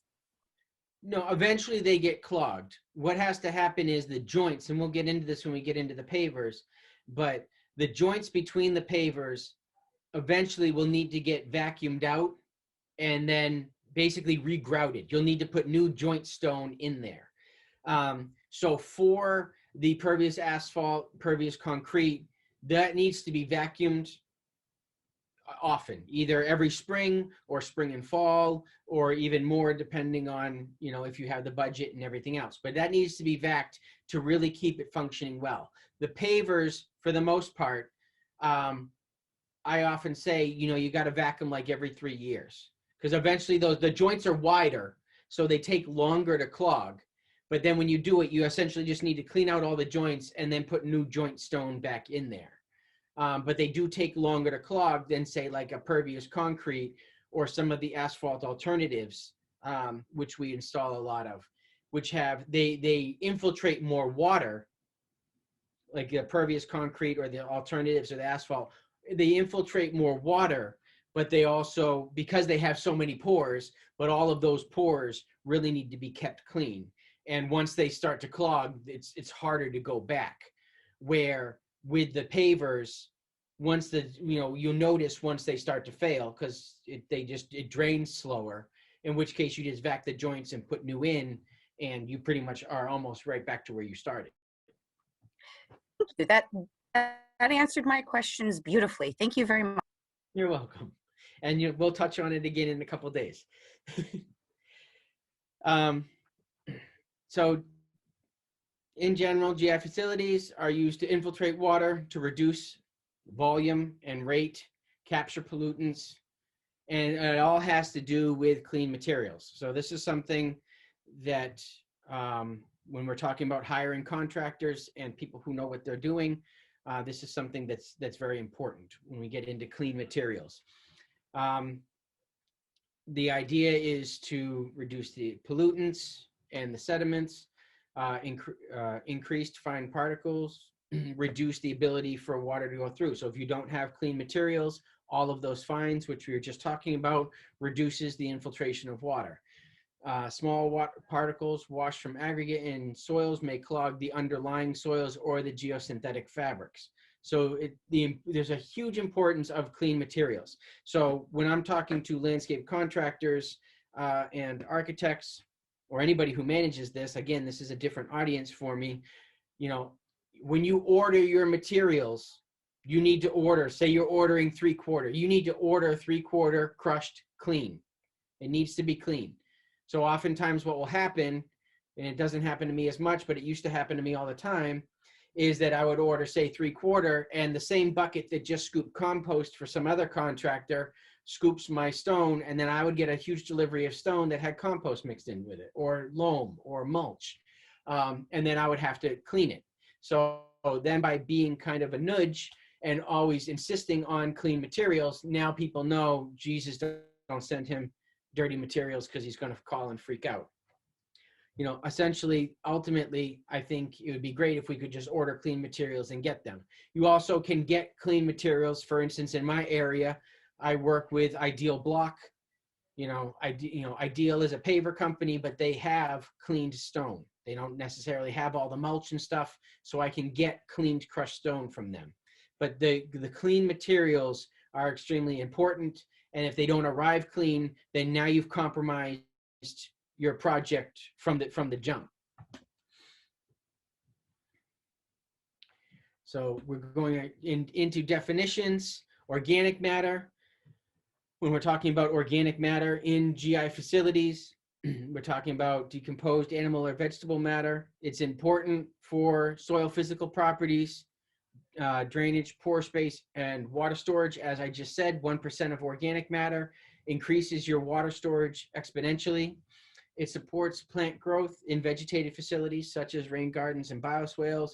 It improves pollutant capture, metals, and hydrocarbons. It does this in a number of different ways, just through the soil and the pore space and the way the organic matter works. It acts as a filter. But then what you won't hear so much in here, but you'll hear me talk about often, is the soil life. And if you have active soil life, active bacteria, fungi, and the other biota that live in the soil, you can break down and or take up a whole lot of pollutants. Fungi can break down oil spills and different hydrocarbons that make their way into the soil.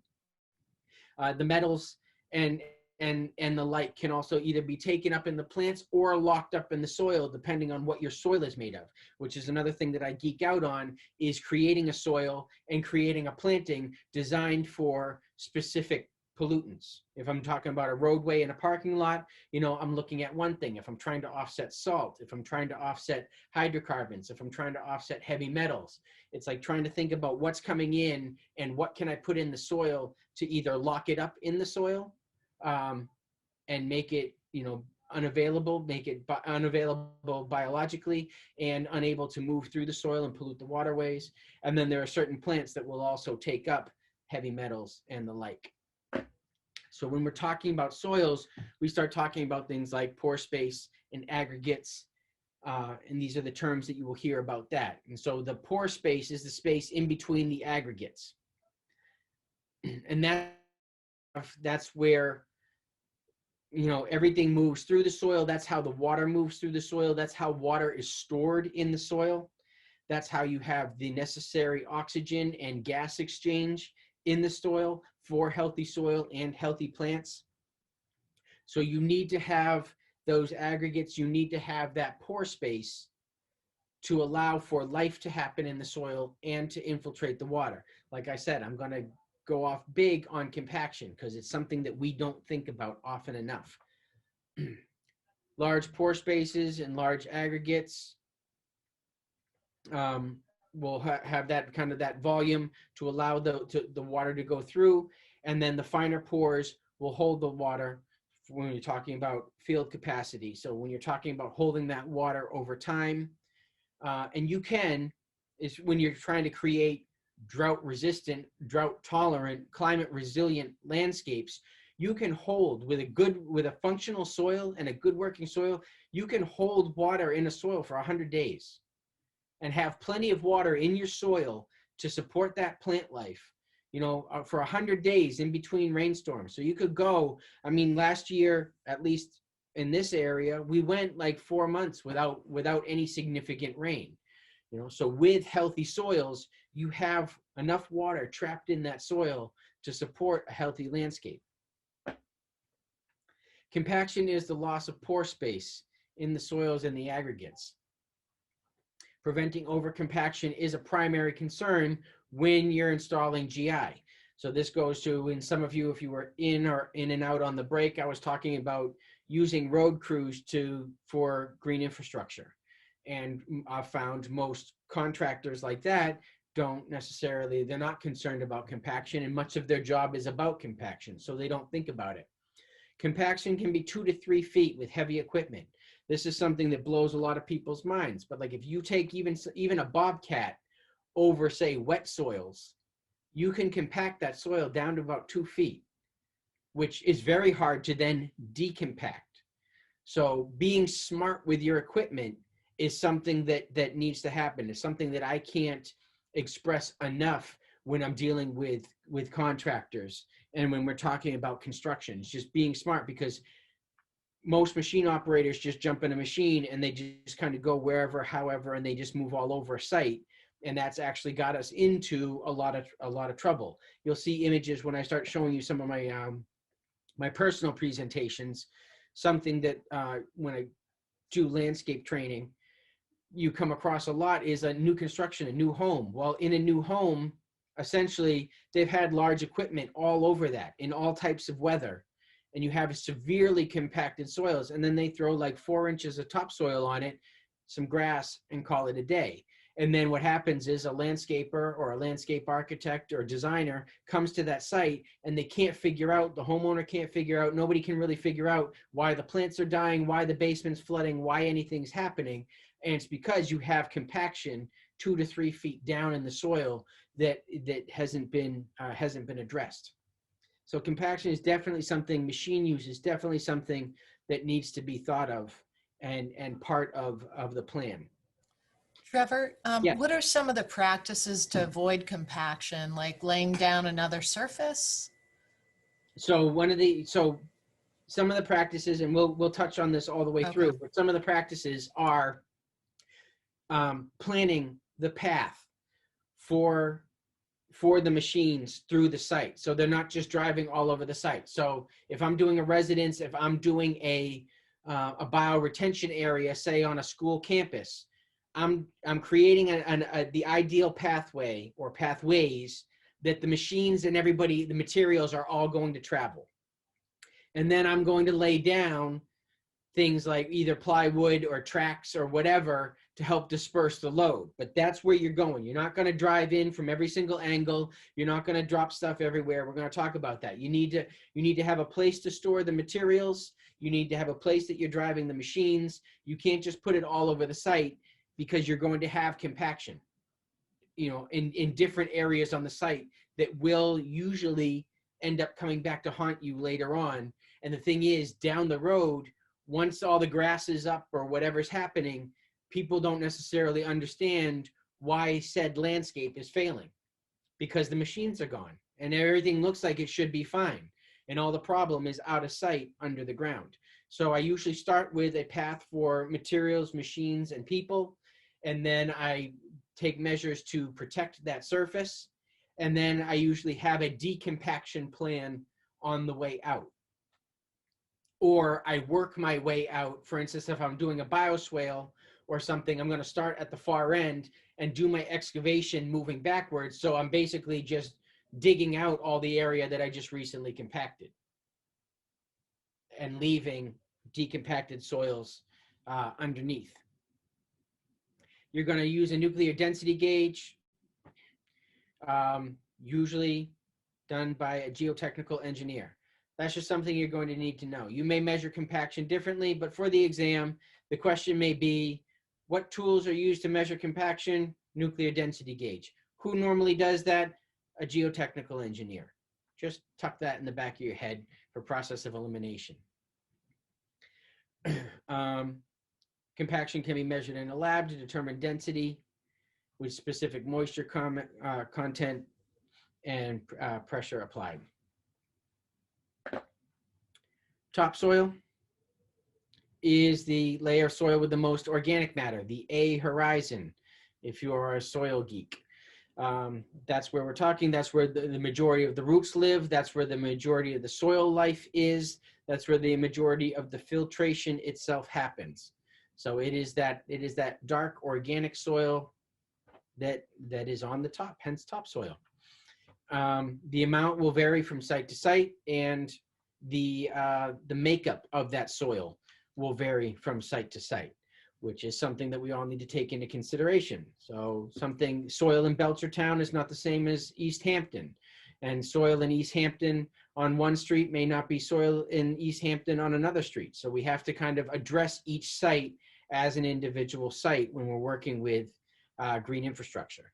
Cape is the perfect example. I was doing a job on the Cape. I just assumed from doing other jobs on the Cape that the Cape was mostly sand.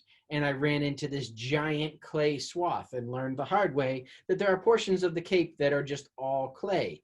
I didn't, at the time, I hadn't worked down there that often, so that was all news to me. But there is a West giant, Barnstable it was Sandwich. on the bay side. Yep. So yeah, that was fun. I've had that occur to me as well and learned the hard way. So Yeah, so support. there is a huge swath of clay that goes through the Cape that I would have never thought that was there, but yes, it's there, and West Barnstable as well. I've run into it there, but I knew better at the time. I didn't just assume. So, if you've been in this industry, the landscape green industry, or even most construction industries, you've seen this pyramid. It is the soil triangle, and it essentially is just the makeup of any soil that is out there. You have your very fine particles like clay, and then you have your sand, which is your very coarse particles, your silt, which also very fine, and usually any of our soils is a percentage of all of those. And depending on the percentage of those depends on a number of things. It depends on how fast infiltration happens. If you have heavy clay, then you don't have great infiltration. If you have heavy sand, then you may be infiltrating too fast and you don't have great nutrient holding capacity. Clay will give you a great cation exchange, so that really makes your storage capacity for your soils great, for the ions and all the chemicals within the soil. It's great in clays or clay-rich soils, not so great in sand. Everything just kind of moves through sand. So ultimately, for just for regular growing, you want a mix of all. For green infrastructure, you pretty much want that sandy loam, as we'll get into. And I will share different recipes with you. I personally find that Mass DOT has their recipe for a bioswale soil is a little outdated, a little off. It doesn't make total sense to me. UNH has just come out with a pretty good one through all of their deduction. They've come out with a pretty good recipe, and we'll go over all of those in a separate side presentation. Significant differences in topsoil based on the characteristics and what they're made up of. Best way to identify your soil makeup is to send it to a lab. It's absolutely true. The best that you can do to kind of identify and get a feel for the soil makeup. It's important to check the material ticket compared to the specs during construction. What role does topsoil play in GI? Well, it's a primary growing media, like we said, for all the soil, primary for bioretention, and for urban tree growth, flow control and filtration under plants. Small changes in small aggregates can change the important characteristics of how water passes through that. Like we said, a little extra silt, a little extra clay, and water will drain through it slower. Topsoil is highly variable, and it really is. It depends site to site, everywhere you are. And you need to know the topsoil when that's specific to the area where you are planning on your GI facility. And careful characterization is important. This is why I'm saying we can't just have a one size fits all, because it's absolutely not true. And oftentimes, for instance, it sounds like with some of those roadways we were talking about, when things fail, it's because the soil wasn't addressed and it's just holding too much water. Either that or the water table's all wrong. Special handling and storage considerations. What you are going to see in all of these, just for the exam and just so you know, is you do not handle or move these materials when they are wet. It's like gremlins. Don't touch them. Don't get them wet. And if they are wet, don't get near them. All of these materials should be stored in piles, may be contaminated with weed seed, so it's good to cover this. This is what often doesn't happen.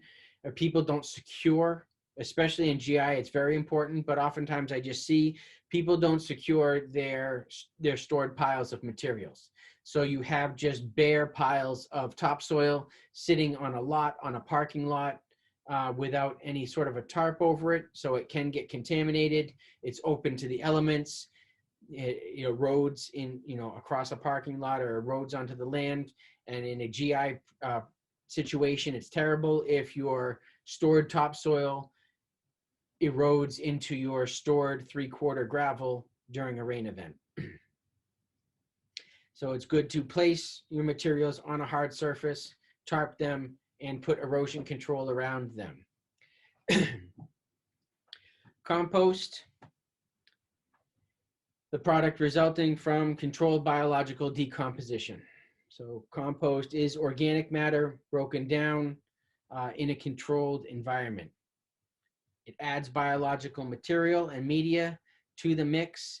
It enhances pollutant processing, supports vegetation, and stabilizes soils. So your topsoil has a mix of organic matter. When you're adding organic matter, you would add compost.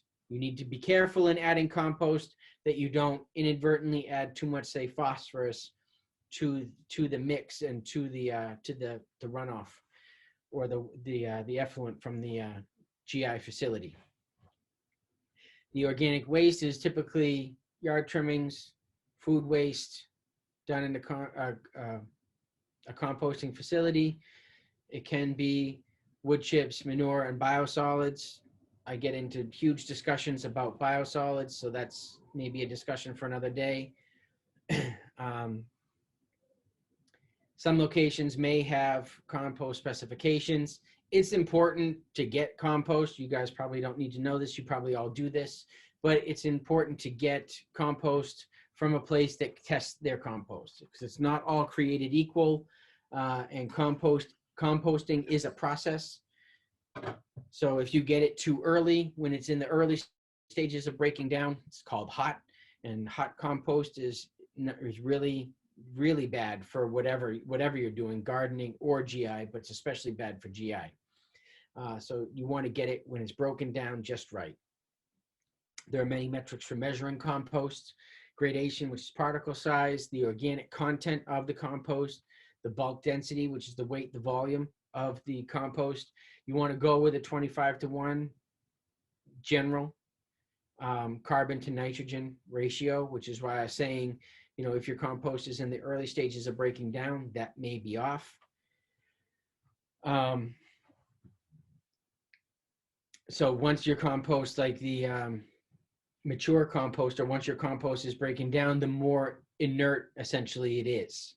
The less active it is, the more inert it is, which is really where you want to be. Compost acts as a growth media. It filters pollutants, builds soil structure. Like I said, it holds water. So it's really great for water holding capacity, promotes the soil life. It really feeds the soil biota. And again, it applies, it builds an environment for all that soil biota to live in, which is hugely important. Soil is a living organism. It's not just a dead thing.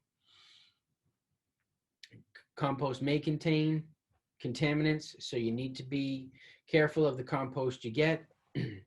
And concentrations of these contaminants vary, but they could also cause major problems for you. So have a lab. You can have the compost tested. These are also things to write into. We were talking about RFPs. It's all about the RFPs, and you need to kind of be a stickler with some of this stuff. So you need to have tested materials, so you don't have somebody just grab something from anywhere, or you don't have somebody just grab the cheapest compost. I was doing a meadow, not a GI facility at all, but I was up in New Hampshire doing a meadow, looking for a facility that would give me a nice compost loam blend, because this meadow was on a new construction, so I was building on top of essentially subsoils.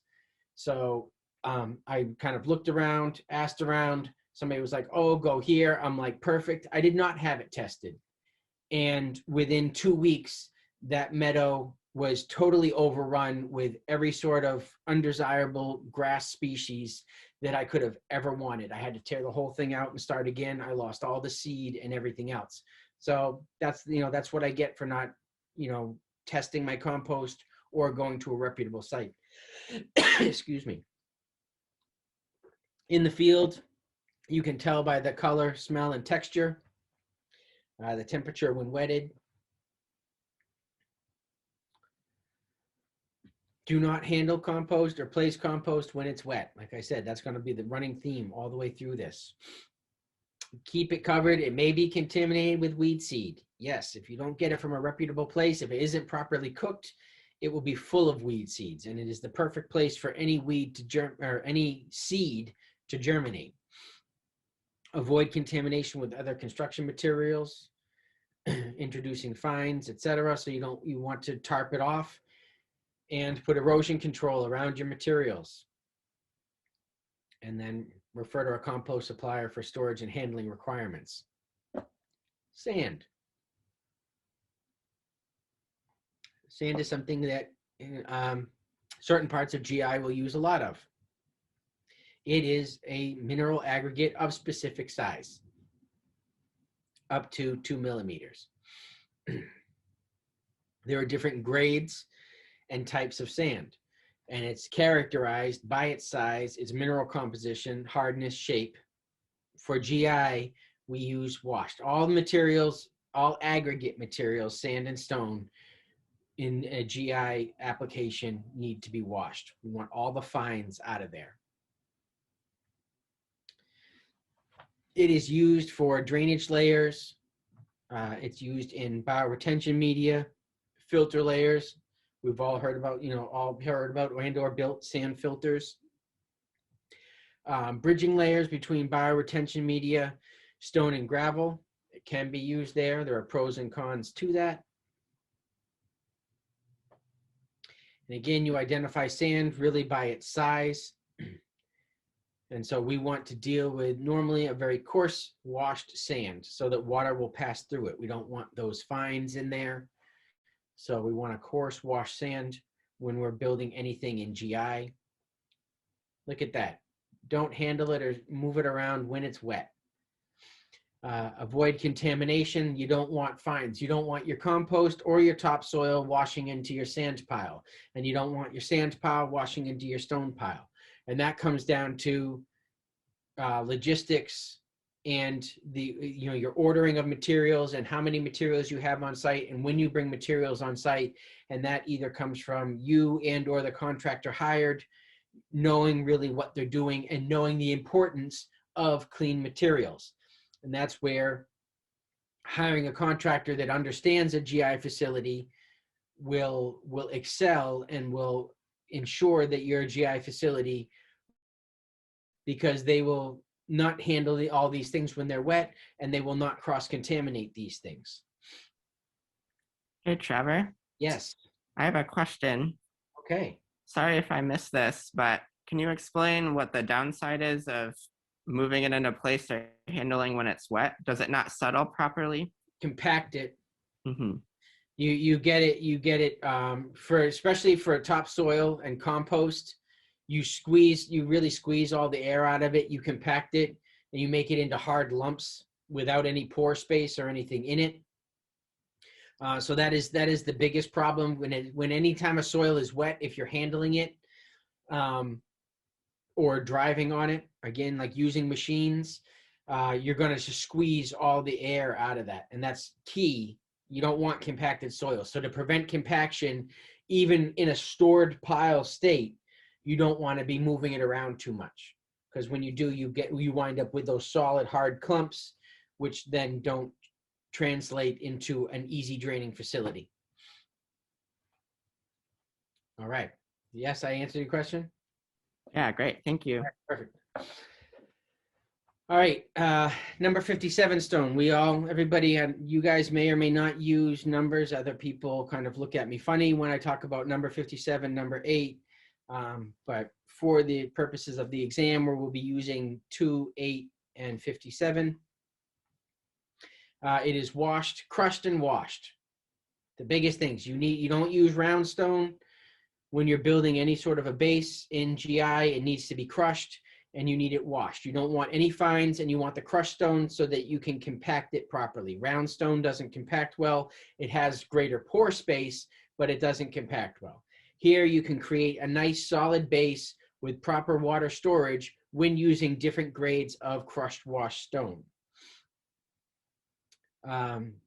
Generally, a 57 stone or a measured stone, they're all about the same particle size, or a couple different particle sizes, referred to gravel in some states. Approximately, an inch and a half is passing through the sieve test. You can, any GI specification will have, its request for different types of stone. So number 57 is crushed angular, which is important for the structural integrity of it. And it's important that it be washed. I can't stress that enough. 57 is used in permeable pavement systems for the aggregate base to provide the structural support.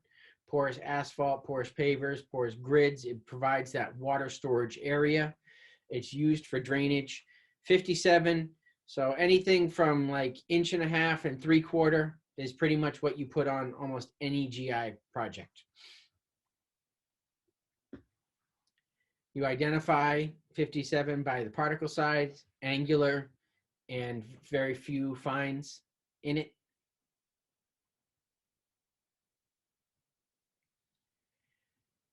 The biggest thing with all of your aggregates, any of your stones, is to prevent them from getting contaminated by fines. That is one of the hardest parts. So it's one of those things that you don't want to be storing. Your gravel, if you don't need it in week 1, you don't want it in week 1, because you just have so many more opportunities for it to get contaminated. It is important to tarp off all your materials. A lot of people just think that's stupid and don't want to do it, but tarping it off and throwing some sock around it for erosion control is huge, because you don't want these things to get contaminated. Crusher run. So we're just discussing things. Materials used in construction. You don't necessarily use some of these in GI construction, but crusher run is a mix of essentially 57 and stone dust, or different size aggregates, commonly known as quarry process, dense grade aggregate, road stone.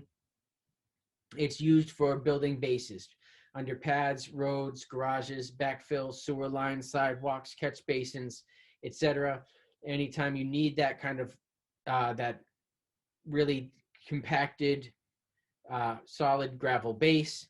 Crusher run does not drain well, though, so we do not really use crusher run in any GI application, because that stone dust will hold water. So, and that stone dust is really even under roadways. That's what causes a lot of that to fail. It creates a wonderful base for spreading asphalt on a standard asphalt application, but that's where all your water is being held, which is then going to cause your cracking in your roadways. Bank run gravel is gravel intermixed with sand, clay, found next to rivers or streams, also known as river run. So this is just a big mix of multiple sizes of stone, gravel, and mineral materials, but it is great for backfilling water sewer lines.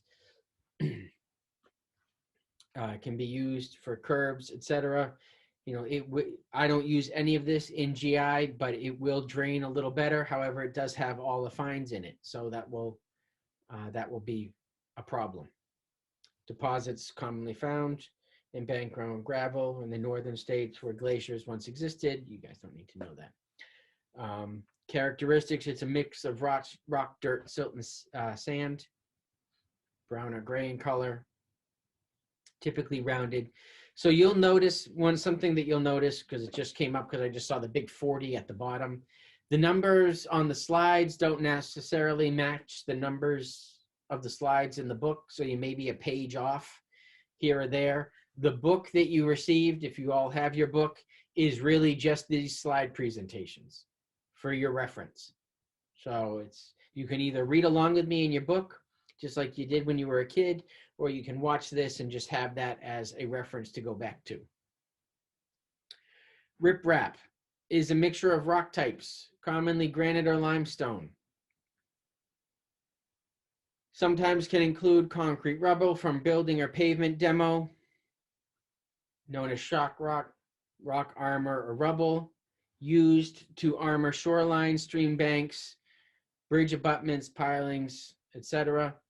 This is something you guys probably all know really well. Used for erosion control, readily available. So riprap is used most often in green infrastructure at your inlet to kind of slow and disperse the water. Because the first thing you need to do with stormwater control is you need to reduce the velocity and disperse the water so it can infiltrate into whatever GI facility you have. Characteristics of riprap: broken stone, boulders that can be rounded, cobble, or angled.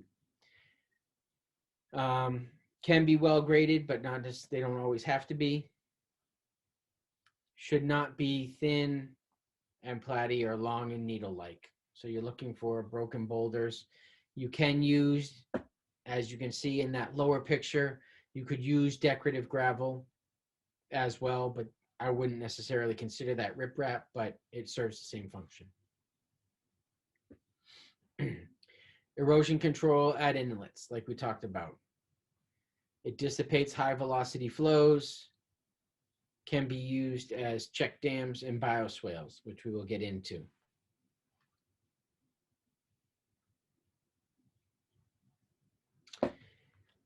Compaction methods.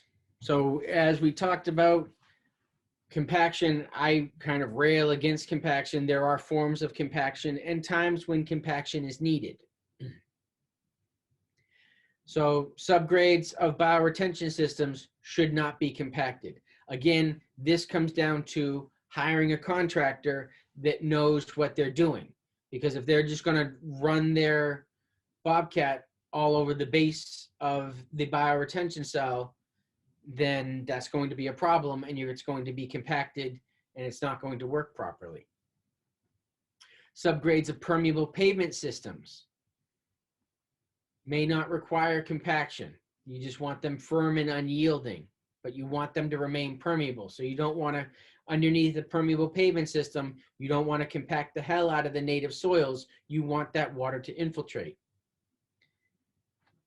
Soil or bioretention media on those slopes in a bioswale can be compacted by wetting, boot packing, roller, but you're not going to use a vibratory roller. So you're just going to lightly compact them so they don't move while you finish planting the area and finish the process, but you're not compacting all the air and all the life out of that soil. You're not making it a roadway or where the water will not infiltrate. You're just going to lightly compact it so you can move through the system, get all the plants in, mulch it, etc., and all the soil doesn't migrate to the bottom. Aggregates for permeable pavement be compacted by vibratory rollers, jumping jacks, etc. Compaction testing. This you will need to know. There will probably be a question on the exam regarding compaction. Usually done by a geotechnical or civil engineer, usually inspected by that said engineer to firm and unyielding. That's pretty much the standard for almost all compaction that is required within GI. You can use a nuclear density gauge on open aggregate, open graded systems under permeable pavements. Other materials and their uses. So geotextile. This is something that I run into a lot, and we will kind of cover it, but geotextile does get used inappropriately in green infrastructure. Something that I find, and this is no diss to architects or engineers, but something that I find is in some situations, usually I would say I see it more with architects, but like somebody gets a opportunity to design a GI facility, but instead of really writing the specs, writing the construction or whatever, there's a lot of copy and paste going on. So what I find when I get the plans is that the specs or the cutaways or the recipes, they don't necessarily match the facility that I'm designing, or they are taken from a design or a designer who did it wrong in the first place. The case in point is I've seen a lot of bioretention facilities that are 100% lined with geotextile fabric. And that doesn't work. And I'll get into that a little bit more later. But if you get plans, or if you are doing a plan or you get plans where your bioswale, your bioretention facility is 100%, your rain garden is 100% lined with geotextile fabric, something went wrong. Because ultimately that will get clogged, and will have to be either two ways to fix it. You can either dig down on a small facility, you can dig down and slash the fabric and hope that it drains, or you have to take it all up and take it all out. And we will get more into that later. But the geofabric is used as a separation layer, and this is where it gets, that's the gray area where it gets misused.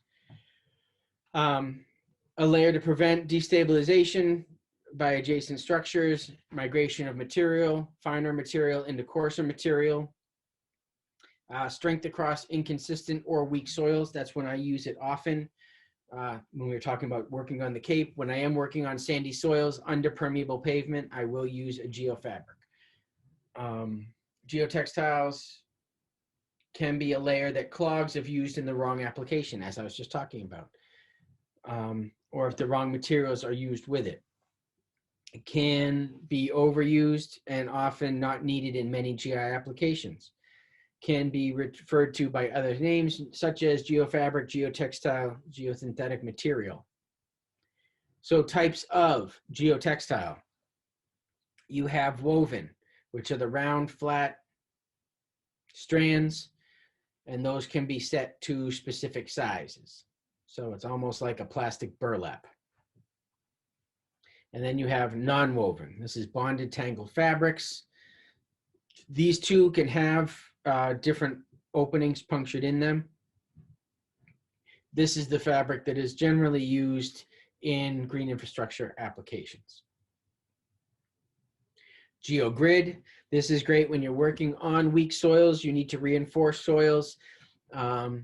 Or if you're going to have heavy equipment, if you're doing any kind of like a parking lot that's going to have, say, dump trucks on it, then you may want to, or trash trucks on it, you may want to use a GeoGrid underneath to just add structural integrity. Waterproofing membranes are a thin sheet of synthetic material that does not allow water to pass through it. This is usually a roofing material. It is used, as it says, on roofs, green roofs, blue roofs. It's adhered to the roof deck, and that's what makes your roof waterproof. It can also, though, be used below ground to prevent moisture seepage. So, for instance, if you are doing a tree trench application and you have buildings on one side of the sidewalk and your tree trench is essentially down the other side of the sidewalk, you may use the rubber liner on the building side to prevent the water from infiltrating and going, say, towards those foundations, or saturating the soils near the foundation and just guiding that water so it will continue to infiltrate down into the native soils or down and out an under drain. Characteristics of waterproof membranes: single ply, multi-ply, and the fluid sprays that can be put on.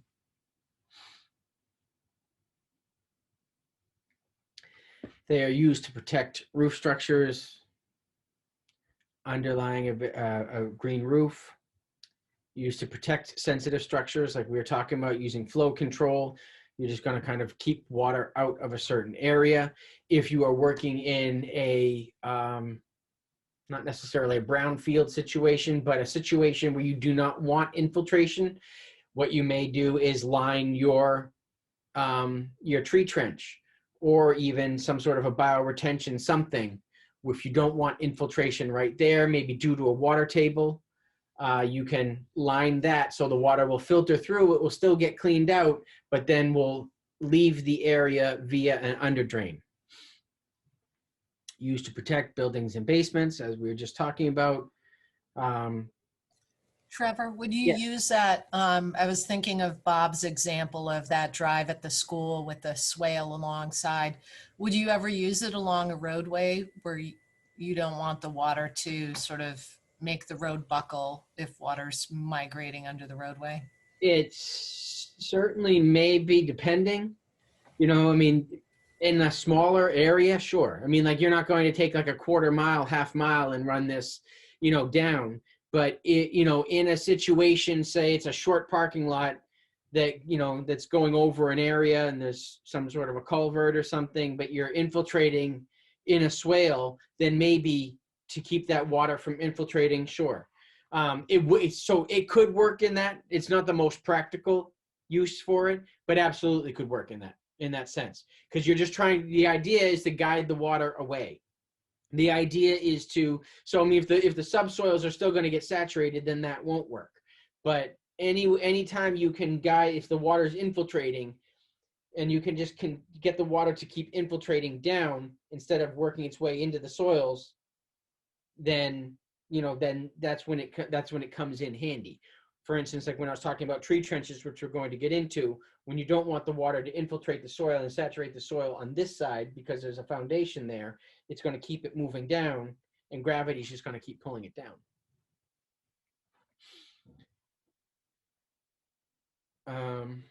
So special handling and storage for waterproof membranes. Test prior to placement to make sure that they are still waterproof. Test it prior to placement in aggregate or bioretention basins. Building a building when you're doing green roofs, you might also have an electronic leak detection system.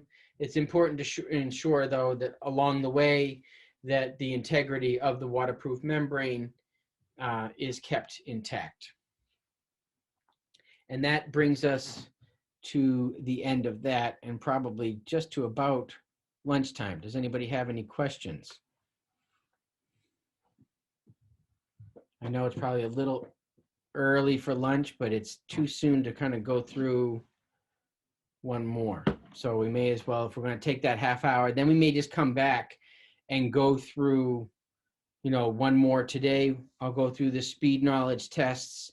And that way, when we get back on Monday, we'll be able to kind of just crank right into it. But that will get us through this intro piece, which, like I said, it's a big, heavy brain dump. It's a lot to take in.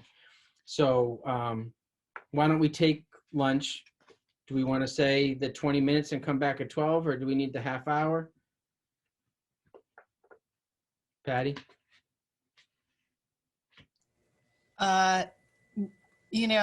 Whatever. There were some who said 15 minutes and others who said 30 minutes. It seemed like most said 30 minutes, but.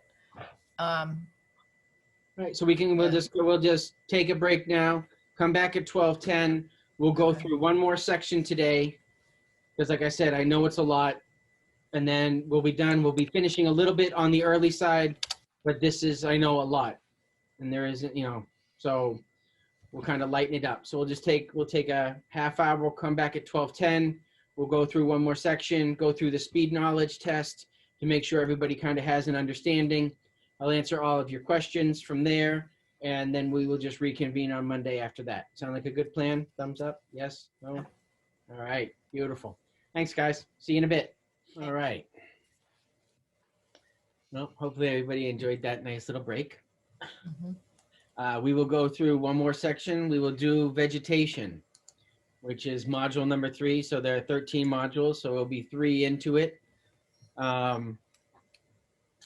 Like I said, moving on from here, like once we start getting into, we have a couple more modules that are more me talking at you. primarily safety. It's just another one of me talking at you. Trust me, I don't like my voice that much. But then when we start getting into things like bioretention, normally there's a lot more kind of give and take and feedback, and that's what I'm hoping for. So, please do though, chime in. It definitely makes it easier for me. And again, I want to know kind of what your stressors are, what your challenges are. That definitely helps me out. But we will get into vegetation. Like I said, this will probably take us to around 1 o'clock. We'll be finishing a little early, but for the initial getting to know each other and information dump, I think it's probably fair to everybody. It will be easier on you. So, jumping into vegetation. Actually, before I jump into vegetation, if I could just kind of get a little thumbs up. Do I have a bunch of people on here who know and deal with vegetation? Or, I mean, are plants your thing? Do I have a bunch of plant people on here or not so much? Okay, good. Good to know. Beautiful. Some yes, some no. That's okay. Perfect. I just want to know because, like I said, I deal a lot with, landscapers and engineers. So normally, like, this part is kind of like rote. But for some of you who don't, if this is not your wheelhouse, that's cool because I can absolutely dive into it. Please do ask me questions. I may touch on vegetation a little bit like you're not used to. As you probably gathered, I have opinions on things. But let us get going.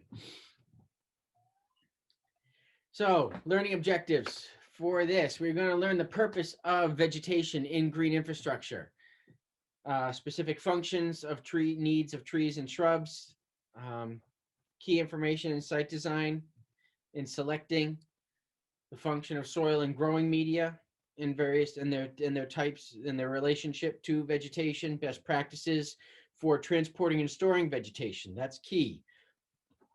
Basic plant establishment, pretty basic, but also, if it's not something that you deal with, it's not something that you think of. And then general watering requirements. So the purpose of vegetation in GI, this is what makes green infrastructure different from every other application. And this is also what makes green infrastructure, I feel, misunderstood, because it's what makes people look at green infrastructure and say, oh, that's landscaping. And it's what makes people not realize that it's actually a functioning stormwater facility. But the purposes of GI are to improve filtration, help with flow control in these facilities, promote healthy populations of soil organisms, which are the workhorses in our soil media, which do most of the cleaning. Enhance wildlife habitat, which is something that, especially in urban areas that I deal with, they need a lot of. Slow the velocities of runoff. Again, raindrops fall at 20 miles an hour. So if it can get caught by leaves and set down to the ground, you'll have less erosion. Establish biological systems, nutrient uptake, preventing erosion, visual buffers from roads and other infrastructures, aesthetics in the urban environment. What's not on here is helping to reduce the heat island effect, which is huge. As we talked about, that evapotranspiration cools the immediate area. So examples of vegetation in green infrastructure. This is not something that I ever suggest anybody try to put to memory or write down. However, this right here is a list mostly of natives, which are something that is best to focus on when you're trying to work with choosing plants. Choosing natives is a great way to go.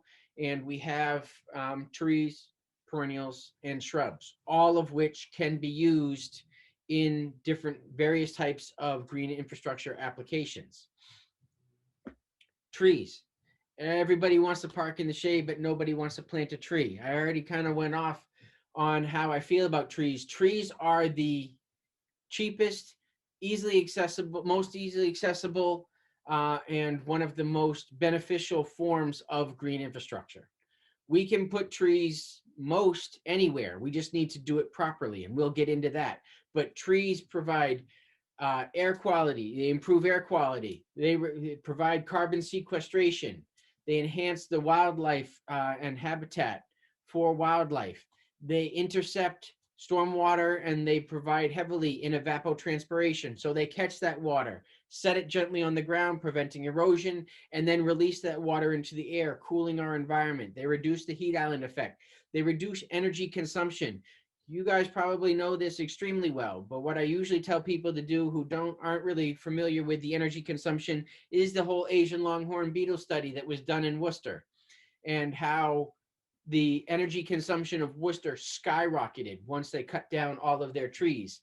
And that is just well documented. I don't know if it happened in your communities as well, but once the Asian longhorn beetle came through and all those trees needed to be taken down, the energy consumption for heating and cooling went way up once we lost all the trees. It's kind of an interesting phenomenon, but it proves the point that trees are our friends. Basic needs of plants. If you don't know this, then you got to let me know now, so that we can start talking. So trees and plants need light, water, nutrients. They need soil moisture. They need uncompacted soil, and they need adequate soil volume. That's something that I stress very much, is that you need adequate soil volume. A 4x4 or a 4x6 tree, street coffin for a tree is not what we need for long-lived trees. We can have trees in bioswales, in constructed wetlands. We can even have them on green roofs. They're great in tree trenches, hence the name, and bioretention planters. So trees perform a great function because of all the things listed, because of the shading, because of the evapotranspiration. They add a layer of root depth. So when you're planting and when you're designing with plants, you want to design trees' roots go extremely deep. Grass's roots go extremely deep. You also want things that have shallow roots. So everybody is drawing their moisture and their nutrients from different layers.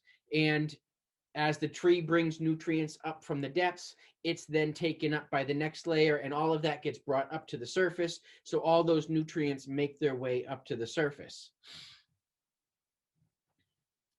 Something that I'm a huge stickler on is the CRZ. That is the critical root zone. And this is something that just drives me crazy, because people don't respect and understand trees. They just feel like in a construction zone, they strap a couple 2x4s to a tree and call it protected. And that is not the case at all.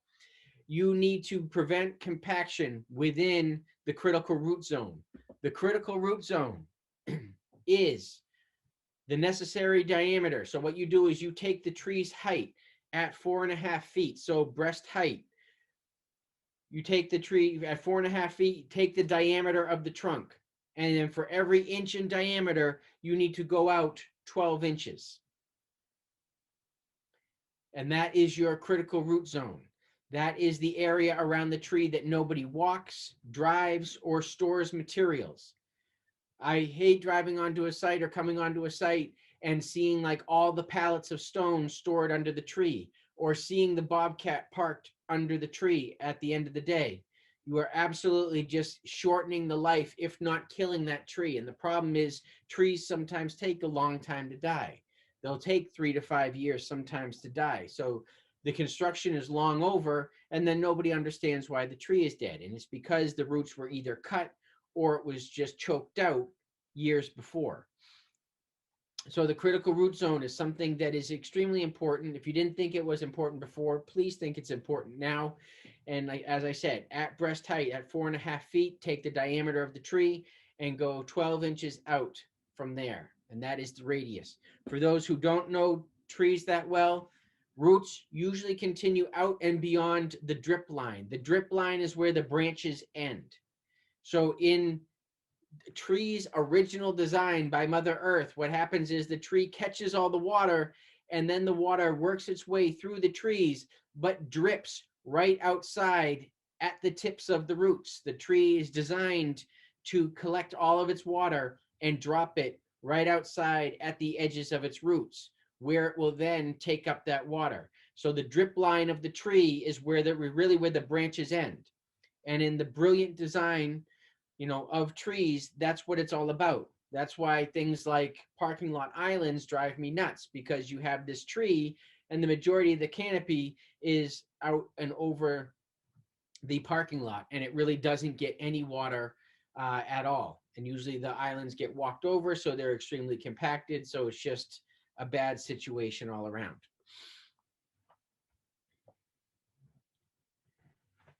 So you need to protect trees as a part of green construction, green infrastructure. You need to protect trees from the get. You need to have a plan going in on how you're going to protect the tree.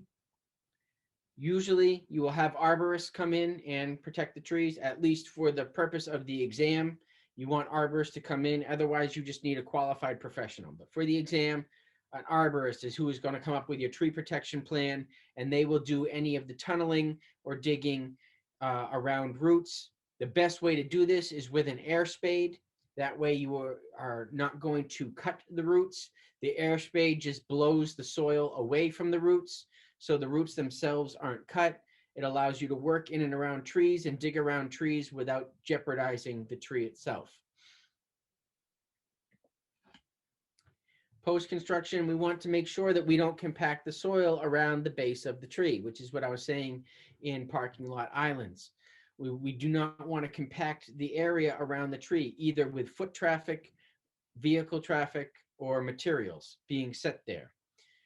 We want to mulch around the base of trees, but we don't want to volcano mulch around the base of trees. Volcano mulching is when you build up a big mound of mulch around the base of the tree that connects to the trunk. That is something that we shouldn't do. We've known for a long time we shouldn't do it, but yet it still keeps happening. So we do not want to mulch. We want to keep the mulch 2 or 3 inches away from the tree. When we plant the tree, we want to make sure the root flare is at or above the surface of the soil. So if you look at any trunk, at the base of the trunk, the root, it flares out. What that means is sometimes when it comes in a big ball and burlap, or when it comes in a container, sometimes that root flare is buried, and you need to excavate sometimes 6 inches down in a B&B tree to find where the tree flares out, and that flare needs to be at the surface. If you look at any tree growing naturally in nature, and the healthiest trees you will find around your area, all of them have that flare at the surface. That is very important.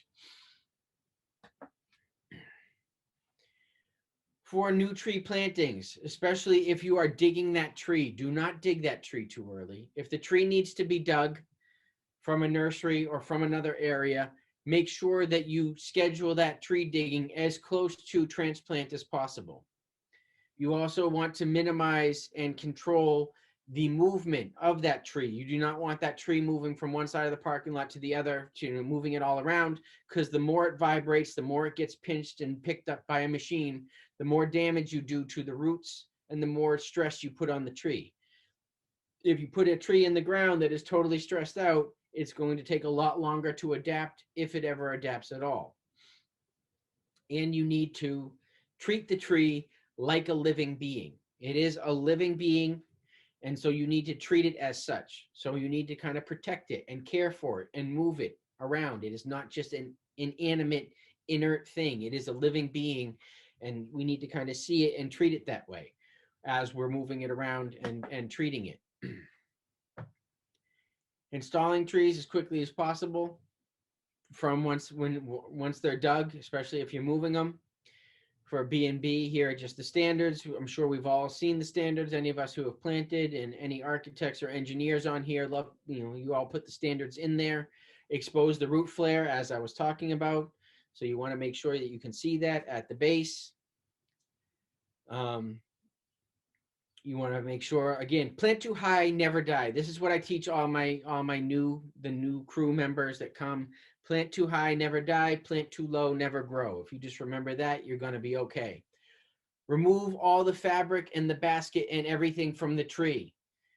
I can pretty much guarantee if I'm driving through any downtown Massachusetts and the trees are dying from the top down, chances are they were planted with their baskets on. And now the tree is girdling itself and it cannot support itself at the top.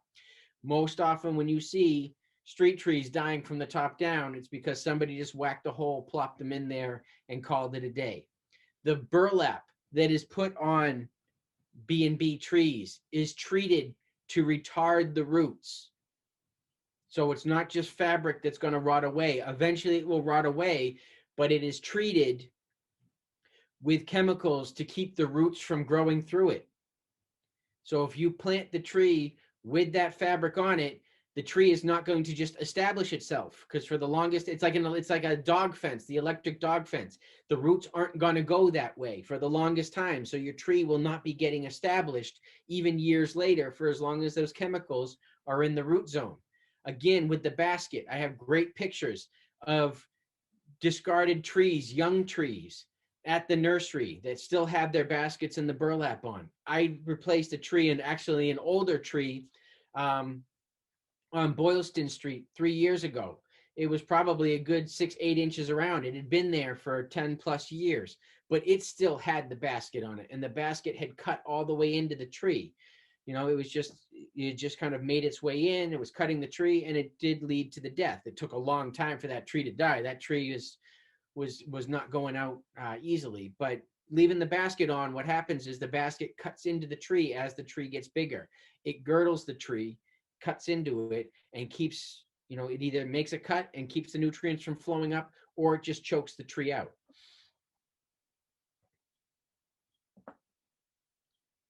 Post maintenance after the planting: water, weed, temporary staking.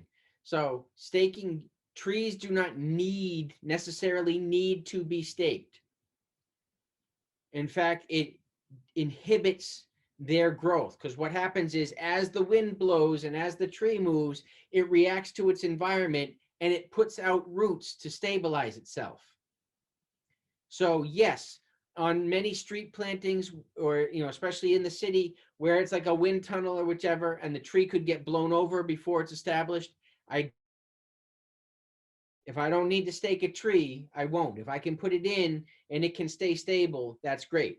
So that is a practice that I use sparingly. It's not standard operating procedure to me.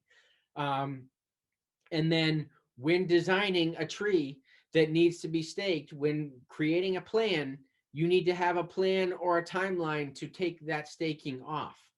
Because I have wonderful pictures of stakes and trees that are like 6 inches around, and the wires are cut all the way into them. They've swallowed up the wires because they were never taken down once the tree got established. So that's important. If you look at the middle image there, pretend that the tree isn't staked up, but those 2 stakes are there. Putting the gator bags, the watering bags, on stakes like that, just outside of the root zone and not wrapping it around the trunk, is a great way to get the trees established. Because if the bag is around the trunk, you can weaken the bark around the trunk. They usually get forgotten around the trunk. But if you put them on stakes just outside of the root zone, you're going to encourage the roots to go out, and you're not going to actually harm the tree itself. It does make it easier to steal the bags if that's what's going to happen. However, putting the posts in the ground and putting your bags, if you're going to use the watering bags, on those posts is definitely a very effective and healthy way to establish a tree. You want to protect the soil, the recently dug soil around the tree, with mulch, again, 2 to 3 inches from the trunk. And you want to make sure that nobody is walking in the root zone of the tree and compacting that soil. So other than trees, we have shrubs, we have ground covers, we have perennials. Each one serves a different function. Each one has, like I said, a different root depth. So it is either taking up pollutants, or it is bringing nutrients to the surface from different depths. And so in a green infrastructure environment like a bioswale, those plants are going to keep sediment from moving through. They're going to keep erosion from happening within the bioswale. They're going to catch trash. That is something you want to have happen. Because if you think of trash floating down the side of the street when there's water rushing down the street. Well, if that water rushes into a bioswale and is carrying a Frito-Lay's bag, then it's going to get caught in the bioswale. Better that than going down the storm drain. But it does mean that green infrastructure will collect trash. That's actually part of the filtering. That's part of the point. Because oftentimes I get pushback. They're like, it just collects trash. That's kind of the point. It's taking the trash out of the water that would normally make its way out to the harbor. So that's something that we want to have happen. The more plants and the more layers of plants you have, the more habitat you've created, the more aesthetically pleasing the whole area is. All plants, not just trees, need light, water, nutrients, above and below ground space to grow, and decompacted soils. What some people don't know, and what I'll put out right now, is a root touching soil is not how a plant gets nutrients. The root because the minerals in the soil are not necessarily available. They're not in a liquid form. They're not bioavailable to that. So what happens is a plant, through photosynthesis, a plant captures the sunlight and the CO2, turns that into sugar. It then sends that sugar down and out through its roots. That sugar then goes out into the soil and feeds the bacteria, the fungi, and everybody who lives in the soil. That bacteria and the fungi, etc., in the soil break down the rock. And when there is moisture in the soil, which we need, it makes those minerals then available for the root to take up. Because roots can't just eat rocks. They can break through rocks, but they don't eat rocks. They need all those minerals in a liquid form. And that's what the life in the soil does. And that's what water in the soil does. And it all starts with photosynthesis. And that's how carbon sequestration happens. Because the sugar, carbon, gets sent into the soil, feeding the bacteria, fungi, and everybody that lives in the soil, also carbon. Then they live their life and die in the soil, carbon now sequestered in the soil. And then the root mass, etc., gets bigger, carbon, also in the soil. So that's how that all happens. But people think just roots touching dirt is how plants take up their nutrients, and that doesn't work at all. You need to have the life in the soil, and you need to have water in the soil. So that's the real simplified version, but that's why we add, and why we think we need to add things like liquid fertilizer, liquid, nitrogen soluble phosphorus. We add those things because when they're in a soluble form, the roots can take them up without the help of anybody in the soil. But if we want to have a climate resilient landscape, then what we need to have is a real healthy soil, and the roots need to have lots of friends in a community underground.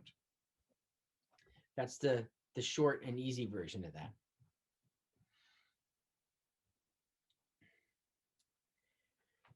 So site analysis for a planting plan. I'm sure many of you have seen all of this, but you are going to list the site characteristics and the plant selection, reading the plans. You will have on the plan, this may be a question on the exam as far as reading plans are concerned. They might say, how many dogwoods are in the plan? So you need to know how to look at the key and then look at the plan and find all the dogwoods. So in creating a planting plan and in reading a planting plan, you're going to have the planting zones listed. You're going to have all the plants referred to as the plant palette listed. And that's all going to be in there in the key. And you'll be able to identify the different species and where all of those go. And so this is how you would create it. And then whoever is reading that plan will then be able to know where they put all the plants. Soil and growing media. This is where we can get really deep into stuff. This, for the exam, we don't get that deep into it, but this is where I have a lot of fun, like I said, creating growing media and creating soils to handle certain conditions and certain problems. So for a bioretention mix, it has to meet, of course, whatever the local code is or whatever the specific recipe is. But bioretention mixes have a high infiltration rate, meaning that they move water through them relatively quickly. They have minimal fines, so you don't want a lot of sand and clay in there. They're moderate nutrient loads because you want to have soil life and you want those plants to live. So there is a nutrient level, whether it be a compost or something, providing nutrients to the plants. High water holding capacity, again, usually via organic matter is where that high water holding capacity is. Provides a good substrate for soil biota.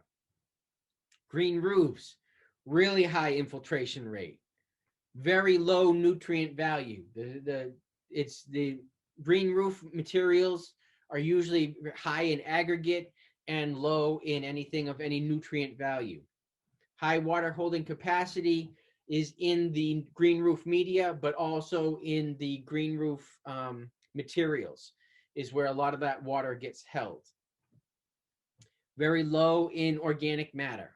So you don't have a whole lot of soil life happening in the majority of green roof mixes because they're designed to infiltrate quickly and be lightweight. Tree trenches really are kind of very similar to bioretention cells. Moderate infiltration rate, moderate nutrient load. So we don't want to have like I said, like a whole lot of fresh compost because then we'll have a whole lot of phosphorus washing out on the other end. So we keep the nutrient load of these mixes down because we don't want to be putting nutrients either into the groundwater or excess nutrients into our stormwater supply, because the whole idea is to take the nutrients and the toxins out. So if we have improperly made soils, then we will have high nutrient mixes still flowing in, to our waterways. And the idea of like eliminating lawn fertilizing practices and limiting farm fertilizing practices is to take that nutrient runoff out of our stormwater mix. They have a high water holding capacity and a good substrate, so you have all that soil life, which is the most important piece, like I said. So we can usually have you look at, touch, and play with a number of different grades and grits of soil additives, but we can't do that, so I'm skipping that part. So soil media and growing media provide the root zone with adequate oxygen, water holding capacity, nutrients, and the soil biota. A soil amendment is anything that you add to the soil. So anything that you are going to add, any ingredients that you're adding to this mix is what a soil amendment would be. And they are used to adjust the physical or chemical properties of that soil mix. Examples of soil mixes are coconut coir, which are the coconut fibers, activated alumina, compost.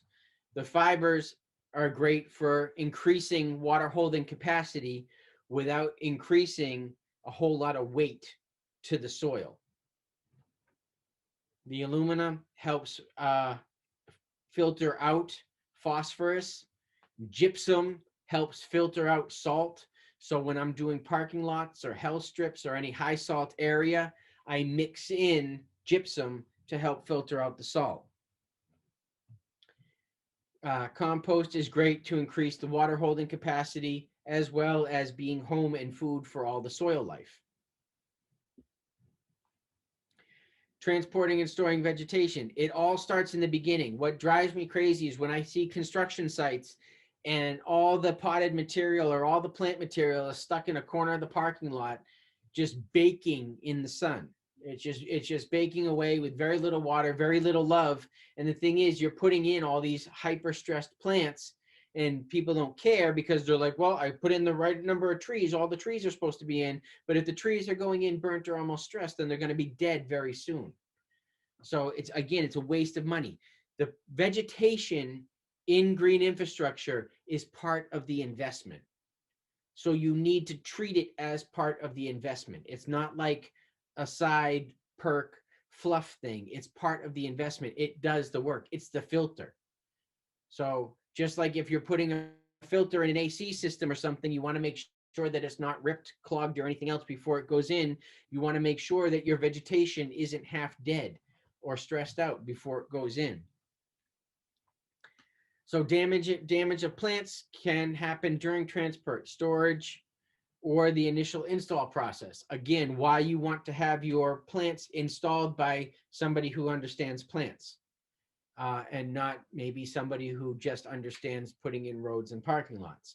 No offense to those people, they just have their dance space, and that's somebody else's dance space. So everybody has their things that they're good at. So if it can be broken up and given everybody gets what they're good at, then that's great. So damaged plants, it harms the long-term health. Following best management practices and it will ensure long-term health and success of the plants.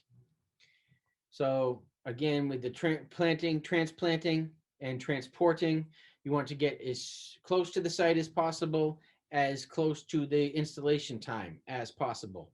You want to make sure that all plants are clearly marked so that they can be put in their proper places. Container plants should be all grouped together to help protect them. When they're all grouped together, they don't burn, they don't dry out as quickly, they help hold each other up. It supports the plant. Bare roots plants need to be stored in big berms of mulch or soil or something of the such to keep those roots moist, because once those root hairs start to dry out, once those roots start to dry out, you're going to lose the whole plant. And it's really important for anything, whether it be bare root or container or B&B, to shade the plants before they go in, especially if you're keeping them on like open soil, if it's a cleared lot and you're just going to have them out there on open soil, or if they're on a parking lot, it's important to shade the plants to keep them from drying out, because evapotranspiration is going to happen. If you have 117, 137 degree, parking lot on a June, July day, then it is just cooking that root ball, and all that evaporation is coming out of the soil, and all that evapotranspiration is coming out of the leaves. So the plant is just drying out. It's losing water at a crazy rate. So in designing with plants and selecting plants, right plant, right place. I always add right reason, because oftentimes people want to have a certain plant and it's not either the right plant, the right place, or they're not putting it in for the right reason. So right plant, right place, right reason.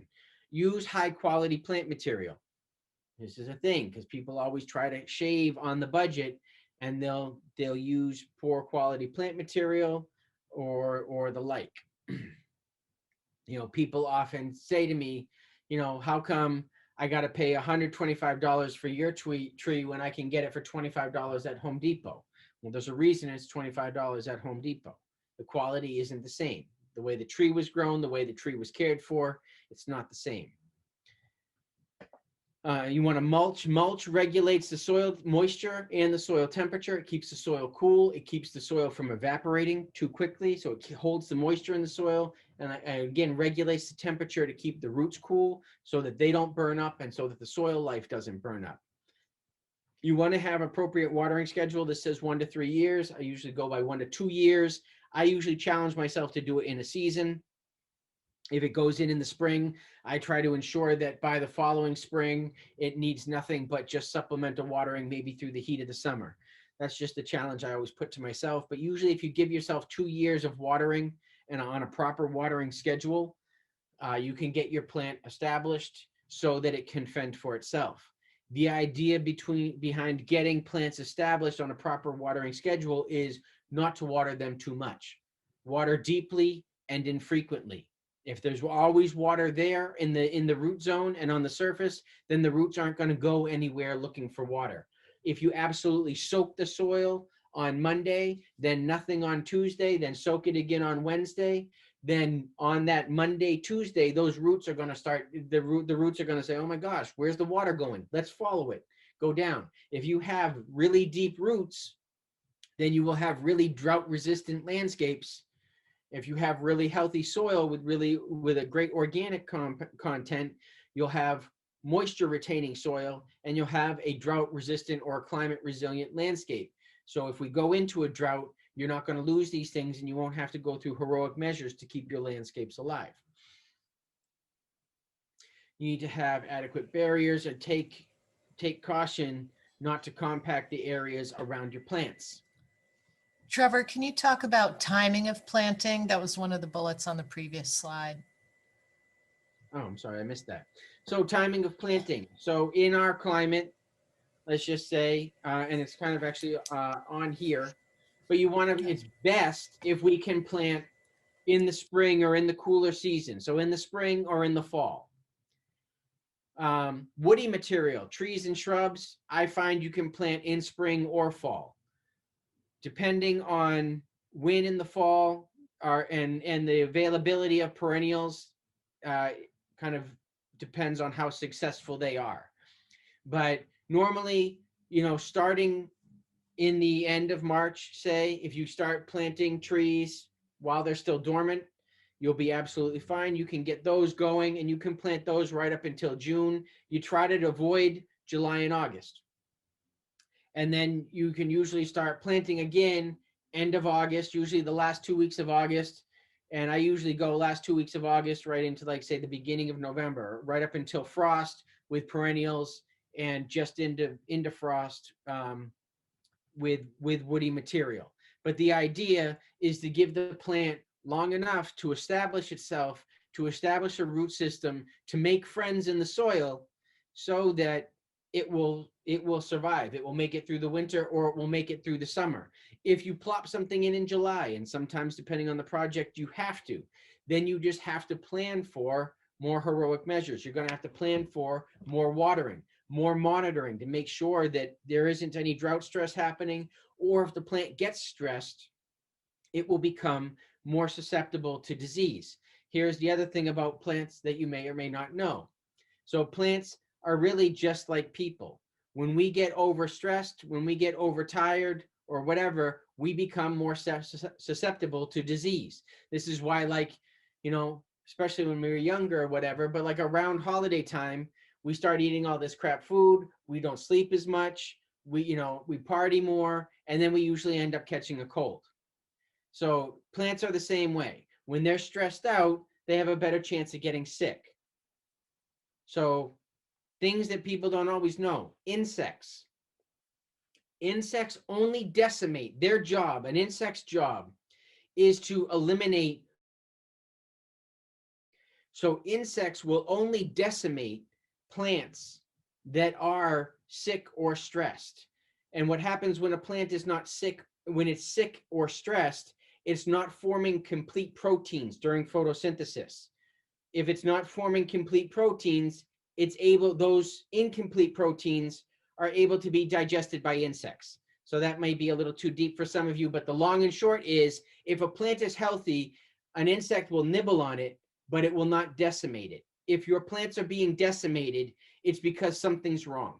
They're either stressed because of, say, water conditions, they're stressed because of the soil environment, or they're stressed, say, maybe because compaction. So if you think of last summer when we had all that drought, many plants fell victim to either insect browsing or some sort of a fungal disease. This is because the plants were stressed, because they were under drought, because their immune system was compromised, so they got sick. So this is why I'm saying, if you have very healthy soil life, if you have healthy soils, then you will have more disease and pest resistant plants. But the pests are just doing what they were brought here for. They're here, insects exist to take out the weak plants so that the strong plants can survive. And then we just decided that we wanted to kill all those pests. So when you see sick plants, when you see pests decimating a plant, it's because there's something wrong with that plant. Either, like I said, it's the environmental conditions or the soil conditions. Something's wrong. And by identifying that, you can actually fix the problem in the long term, rather than just going in and spraying it, which is only a short-term fix. So as far as planting is concerned, if you plant in the height of the summer, say you may end up with stressed plants. So you're going to need to monitor them more to make sure that they don't end up getting sick, because they're going to be a little bit stressed out. Doesn't mean you can't do it. They just need a little more love. So the best time to plant is going to be kind of in the spring or in the fall, when the temperatures are a little more regulated, when the rainfall is a little bit better regulated. So once you have even soil temperatures and even rainfall, then the plant can get established before it either gets super hot or super cold.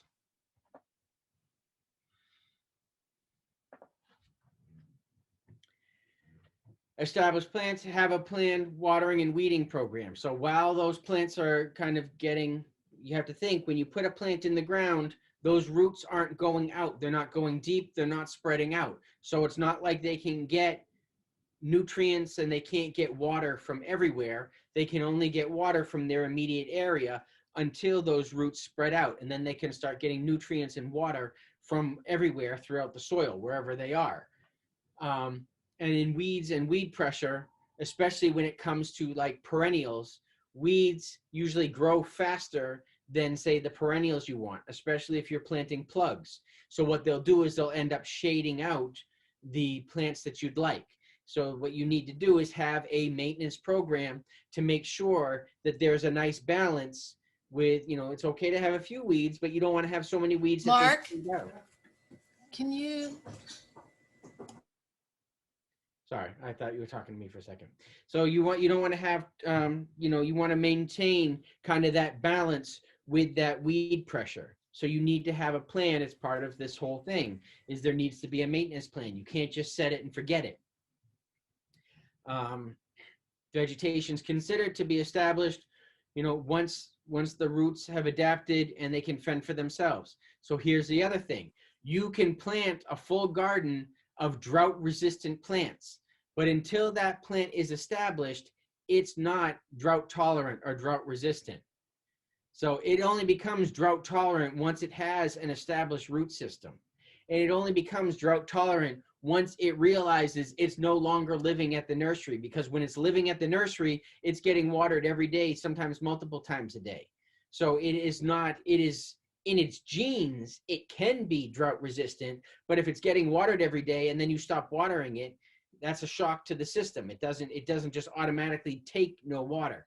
Once it starts living on its own, then fine. Then yes, it can live without water. But you have to understand that when you plant a drought resistant landscape, that it has to be established before it becomes drought resistant.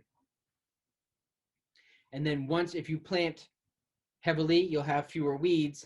And once that vegetation is established, then it requires a whole lot less maintenance, which is great for things like bioswales. They might cost a little bit going in, they might cost a little bit on the startup, but once they get going, it's really just seasonal maintenance that they need. And in this image is really what I talked about with how all these plants have different root depths.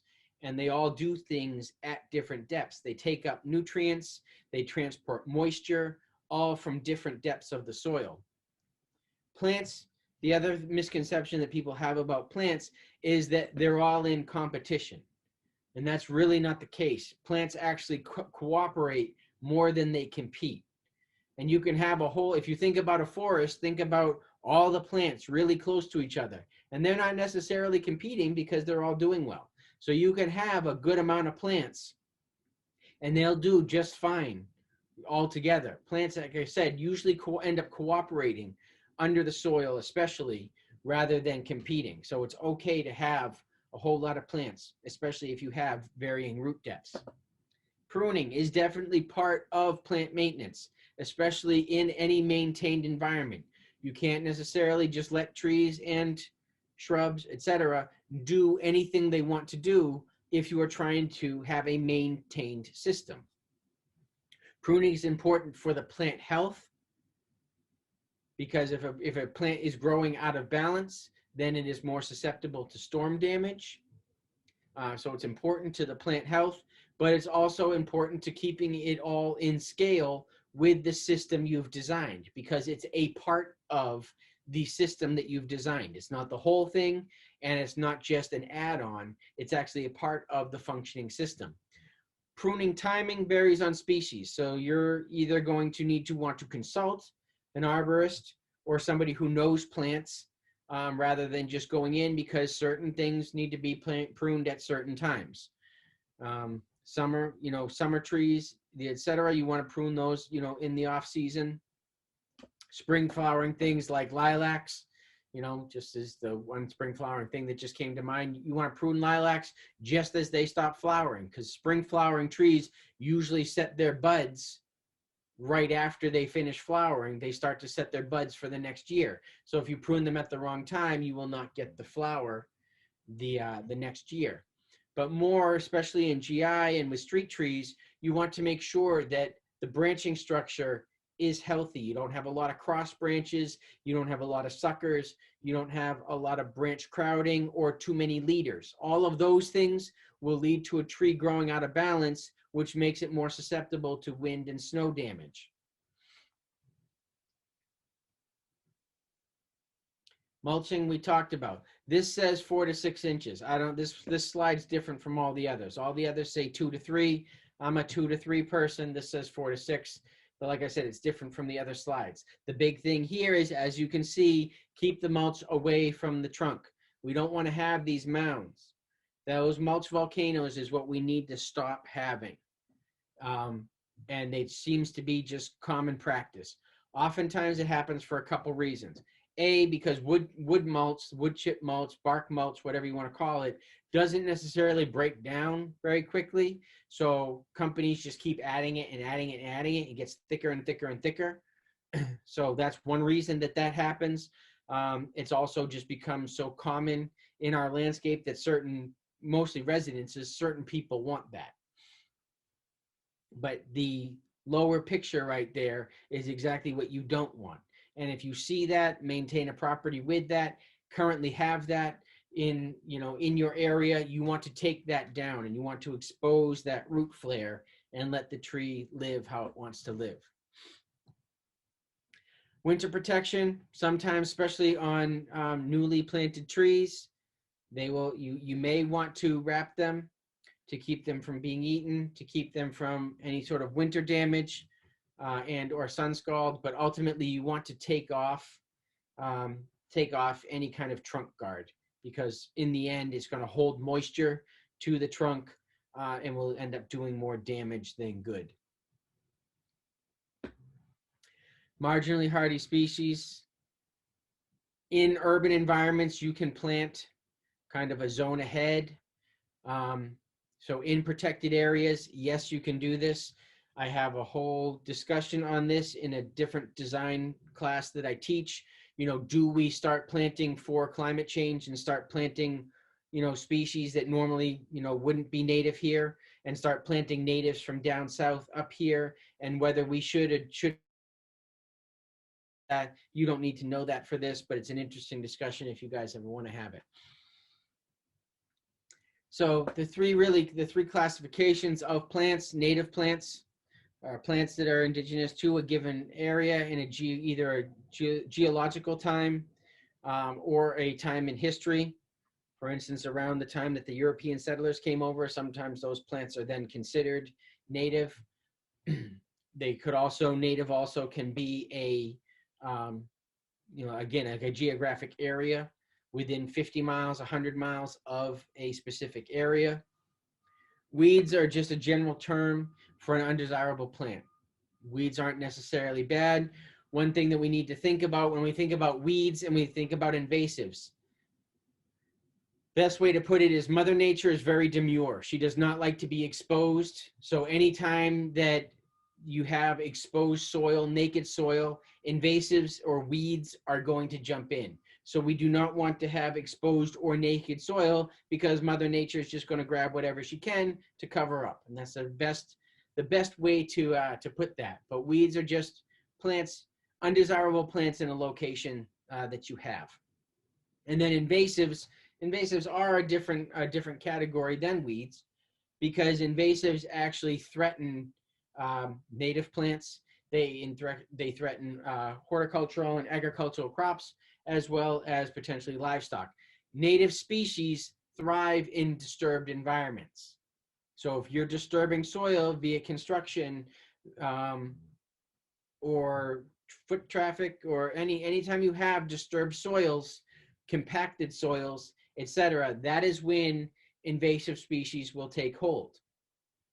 So if we can manage these species and set the conditions for our native species to take hold, they will eventually choke out the invasive species. Best example of this, and it's not like crabgrass is invasive, but crabgrass grows in a compacted soil. If you have a decompacted lawn and you seed that lawn with the desirable grass species that you want, this is just an easy way to put it, then crabgrass will slowly just go away by itself because the conditions aren't right for it. But native plants don't want to grow in a construction site, but invasive species will, because they have all the sun, they have all the water to themselves. So they're like, sure, I'll take it. Yeah, why not? Nobody else wants it. So they'll sit down and they'll just take it all for themselves. And they'll just start doing it. Again, if you have a bare, disturbed area, Mother Nature's going to cover herself up. And native species are the quickest way that she can do that. Mulching. Why do we mulch? Control soil temperature, control soil moisture, adds organic matter to the soil. Yes, over time, depends on the mulch that you're using. Helps to filter stormwater as it comes into your facility. Green roofs do not use mulch, as it says there. Mulching can be done year-round, but usually you do it in the spring, early spring before everything grows in, if it's a bioretention cell. Or before the heat of summer sets in, and it will protect the soil for the summer. 2 to 3 inches of clean mulch is the best way to do it. Again, keep it away from the trunk. Bioretention systems, 2 to 3 inches. Arborist wood chips, if you can. You don't want anything that's going to float away. When the system collects, you don't want anything that's really going to float. So I find things like a leaf mulch or arborist wood chips work really well. If it floats or if it's clogging the inlets and the outlets, then you may need to do something like rock the bottom or do something else to protect the area where that water's collecting and floating the mulch. Do not do anything that is going to contaminate the soil, either with weed seeds or with unnecessary chemicals like decorative bark wood chips, etc. So signs of plant health, it's usually pretty easy to tell when a plant is doing well or it's not. But if it has a normal growth rate, if it's doing what it should season to season, if it's flowering and fruiting as it should, and if you have, absence of signs of stress, which we talked about. And then if you have an issue with your plants, if it's being decimated, if it has a fungal disease, then something may have happened. If we have an extremely wet summer or extremely humid summer and you have poor ventilation around the plants, then you may get like a powdery mildew. Powdery mildew is not going to kill the plant, but it doesn't look great and it does stress the plant. And if plants are just not growing at a rate that they should. Weed control strategies. Using clean media, having a maintenance program. Again, this is part of the maintenance program. So in a bioswale, mulching, pruning, and weeding are, the equivalent of, changing your oil, changing the filters, etc. in a car. Putting the air in the tires. All the things that you need to run your run your car well. There are certain things that you have to do to make sure your bioswale runs well. The thicker your plant cover, which is what I do, the more plants you have, the more weed seeds are shaded out and they don't have a chance to get established. So I usually plant pretty heavy, which some people like and some people don't. Some people don't like my designs because they think it's excessive, but in reality, it lowers the maintenance and saves you money in the long run. Controlling pests, you do not want to spray pesticides or herbicides in any sort of a GI facility. Why? Because you're trying to filter water. So putting all of those chemicals into an area where you're trying to control water or filter water is counterproductive. So it's best to use mechanical or biological controls. in any of these situations. Again, as I said, if you have healthy soil life and if you focus on planting healthy plants, then you will have minimal pressure of disease and or pests. Watering. Watering is a necessity, and you need to have a watering plan as part of your maintenance plan until the systems can be up and running on their own, until you can get them to that point. And sometimes they may never get to that point because of where they are. You know, again, if a parking lot, there might be too much radiant heat that those plants will never ever need supplemental watering. But for the most part, we're going to use watering for the establishment period. When and how much to water will depend, like I said, on the location, the needs of the plant, and the climate. So again, if it's surrounded by blacktop, it's going to need more water than if you created a nice vegetated facility. If it's on a roof, depending on what you planted on the roof, it may need more water, or it may not need any, depending on how you planted it. All plants should be watered during the establishment period, and you need to also be mindful of not overwatering, because plants that are overwatered look very much like plants that are underwatered. They wilt up and they look all sad, and you think it needs more water when it really doesn't. It's got too much water. So you need to be careful not to overwater your plants, just as careful as you are not to underwater them. Oh, here it is. Plants needing water, usually they will wilt, droop, and kind of just show stress. However, that is the same thing that will happen when a plant is too wet. It will wilt, droop, and just be looking stressed. And that's because the plant can't get any oxygen in the soil. If the soil is too saturated all the time, there's no oxygen, and you have this anaerobic environment, and the roots begin to kind of rot and choke out.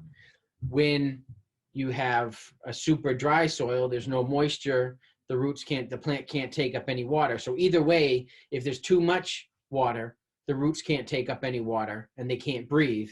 And if there's too little water, the roots can't take up any water and there's no life in the soil, or all the life goes dormant in the soil.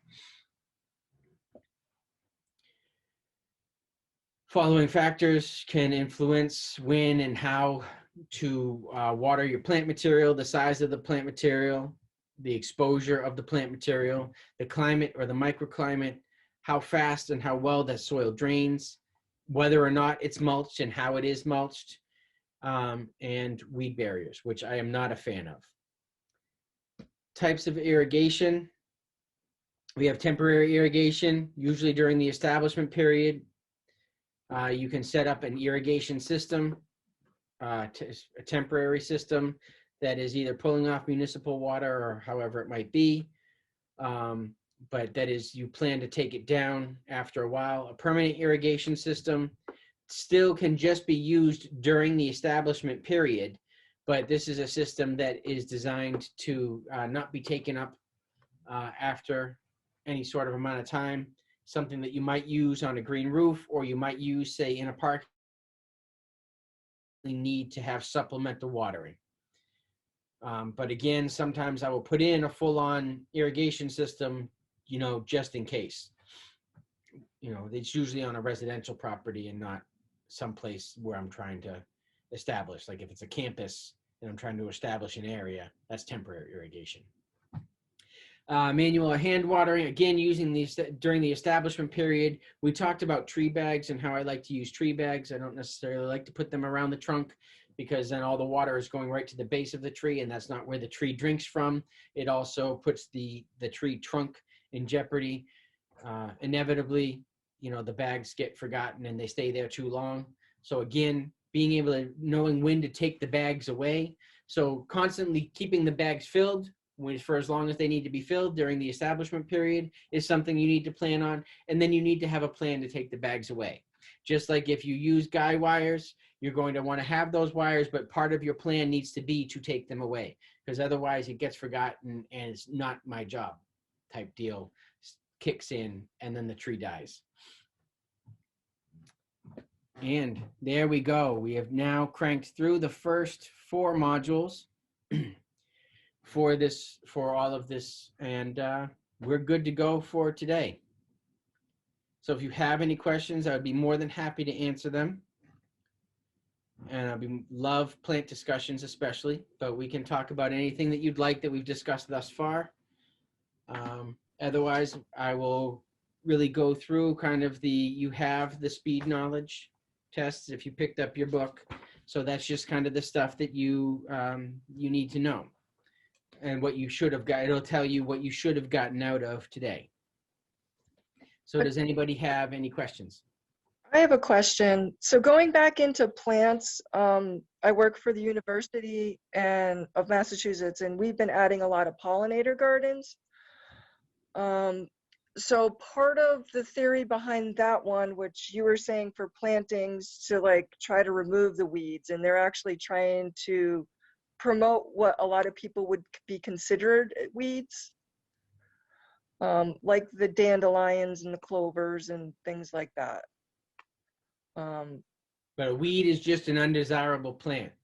So if you like clover and dandelion, which I do, for pollinator gardens and for what they do for the soil, I'm a big fan. So to me, those aren't weeds. So, I mean, that's really what weeds come down to.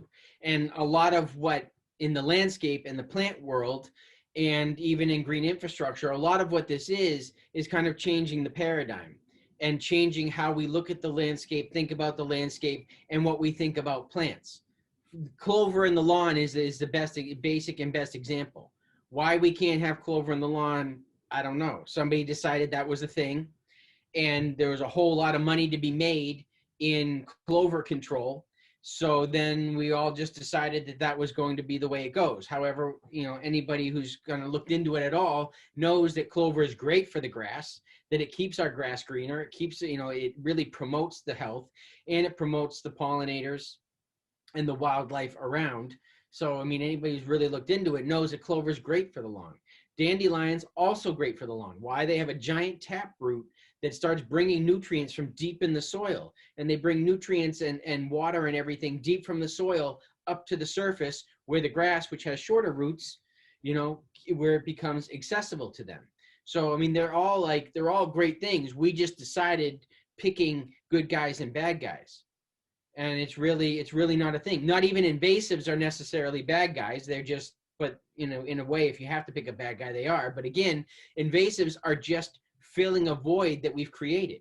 If we wipe a lot clean and have all this bare soil, like I said, Mother Nature's going to want to cover up. She doesn't want to be exposed.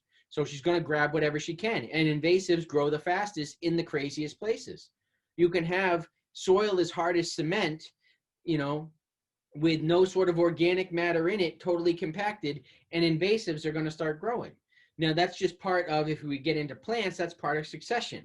The invasives start growing, and they start breaking up the soil and bringing nutrients to that crappy soil, and then other things will eventually get in there, and the invasives will kind of peter out.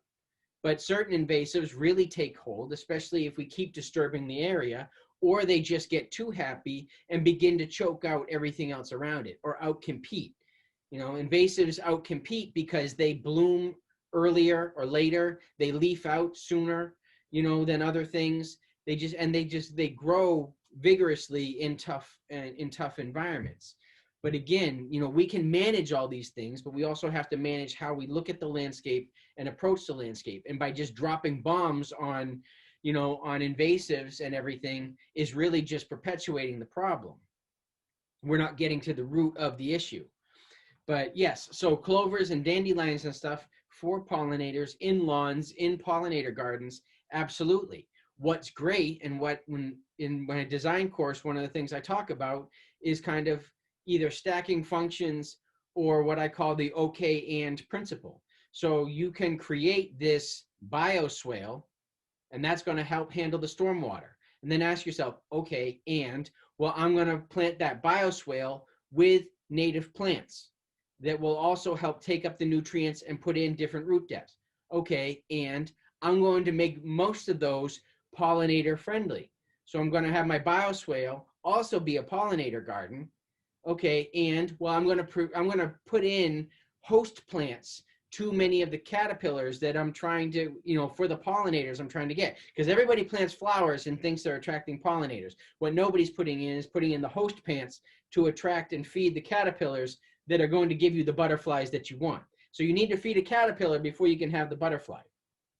But so now it's like your bioswale is a pollinator garden. It's attracting insects and caterpillars and the like, which then attract the birds, which then, so it gets bigger and better. So now all of a sudden what you put in to manage stormwater is cooling the environment, sequestering carbon, promoting habitat, and, filling the air with lots of gorgeous butterflies that everybody wants to see. So it's like, now it's like this, the massive amount of benefit that's happening there is just so much more than a pipe and a grate in the ground, which is why I'm such an advocate for green infrastructure. Because while you can put a pipe and grate in the ground, it will handle the stormwater. It's not going to do all that. So yes, I mean, weeds are just perennials or, plants out of place. Because that's one of the things that I'm not liking either, is they'll like canvas like everything with tulips instead of like mixing up the different types of, or instead of putting in some of the things that would naturally occur, and mix it up like you said at different depths and things like that. So but we also just need to change how we look at the landscape and look at plants, because we kind of went off this way, and now we got to kind of course correct a little bit. And it's not all wrong. I'm a big advocate for like 80-20 native planting. 80% natives, you can put 20% of the other stuff in there. You want to have tulips? Great. Have some tulips in there. You want to have, a non-native exotic in there? Sure. Have some of that. But if 80% of it's native and actually feeding the environment, I mean, all the plants are sequestering carbon, but not all of them are feeding the soil and feeding the environment the same. That's the benefit of natives. But Japanese knotweed is sequestering carbon.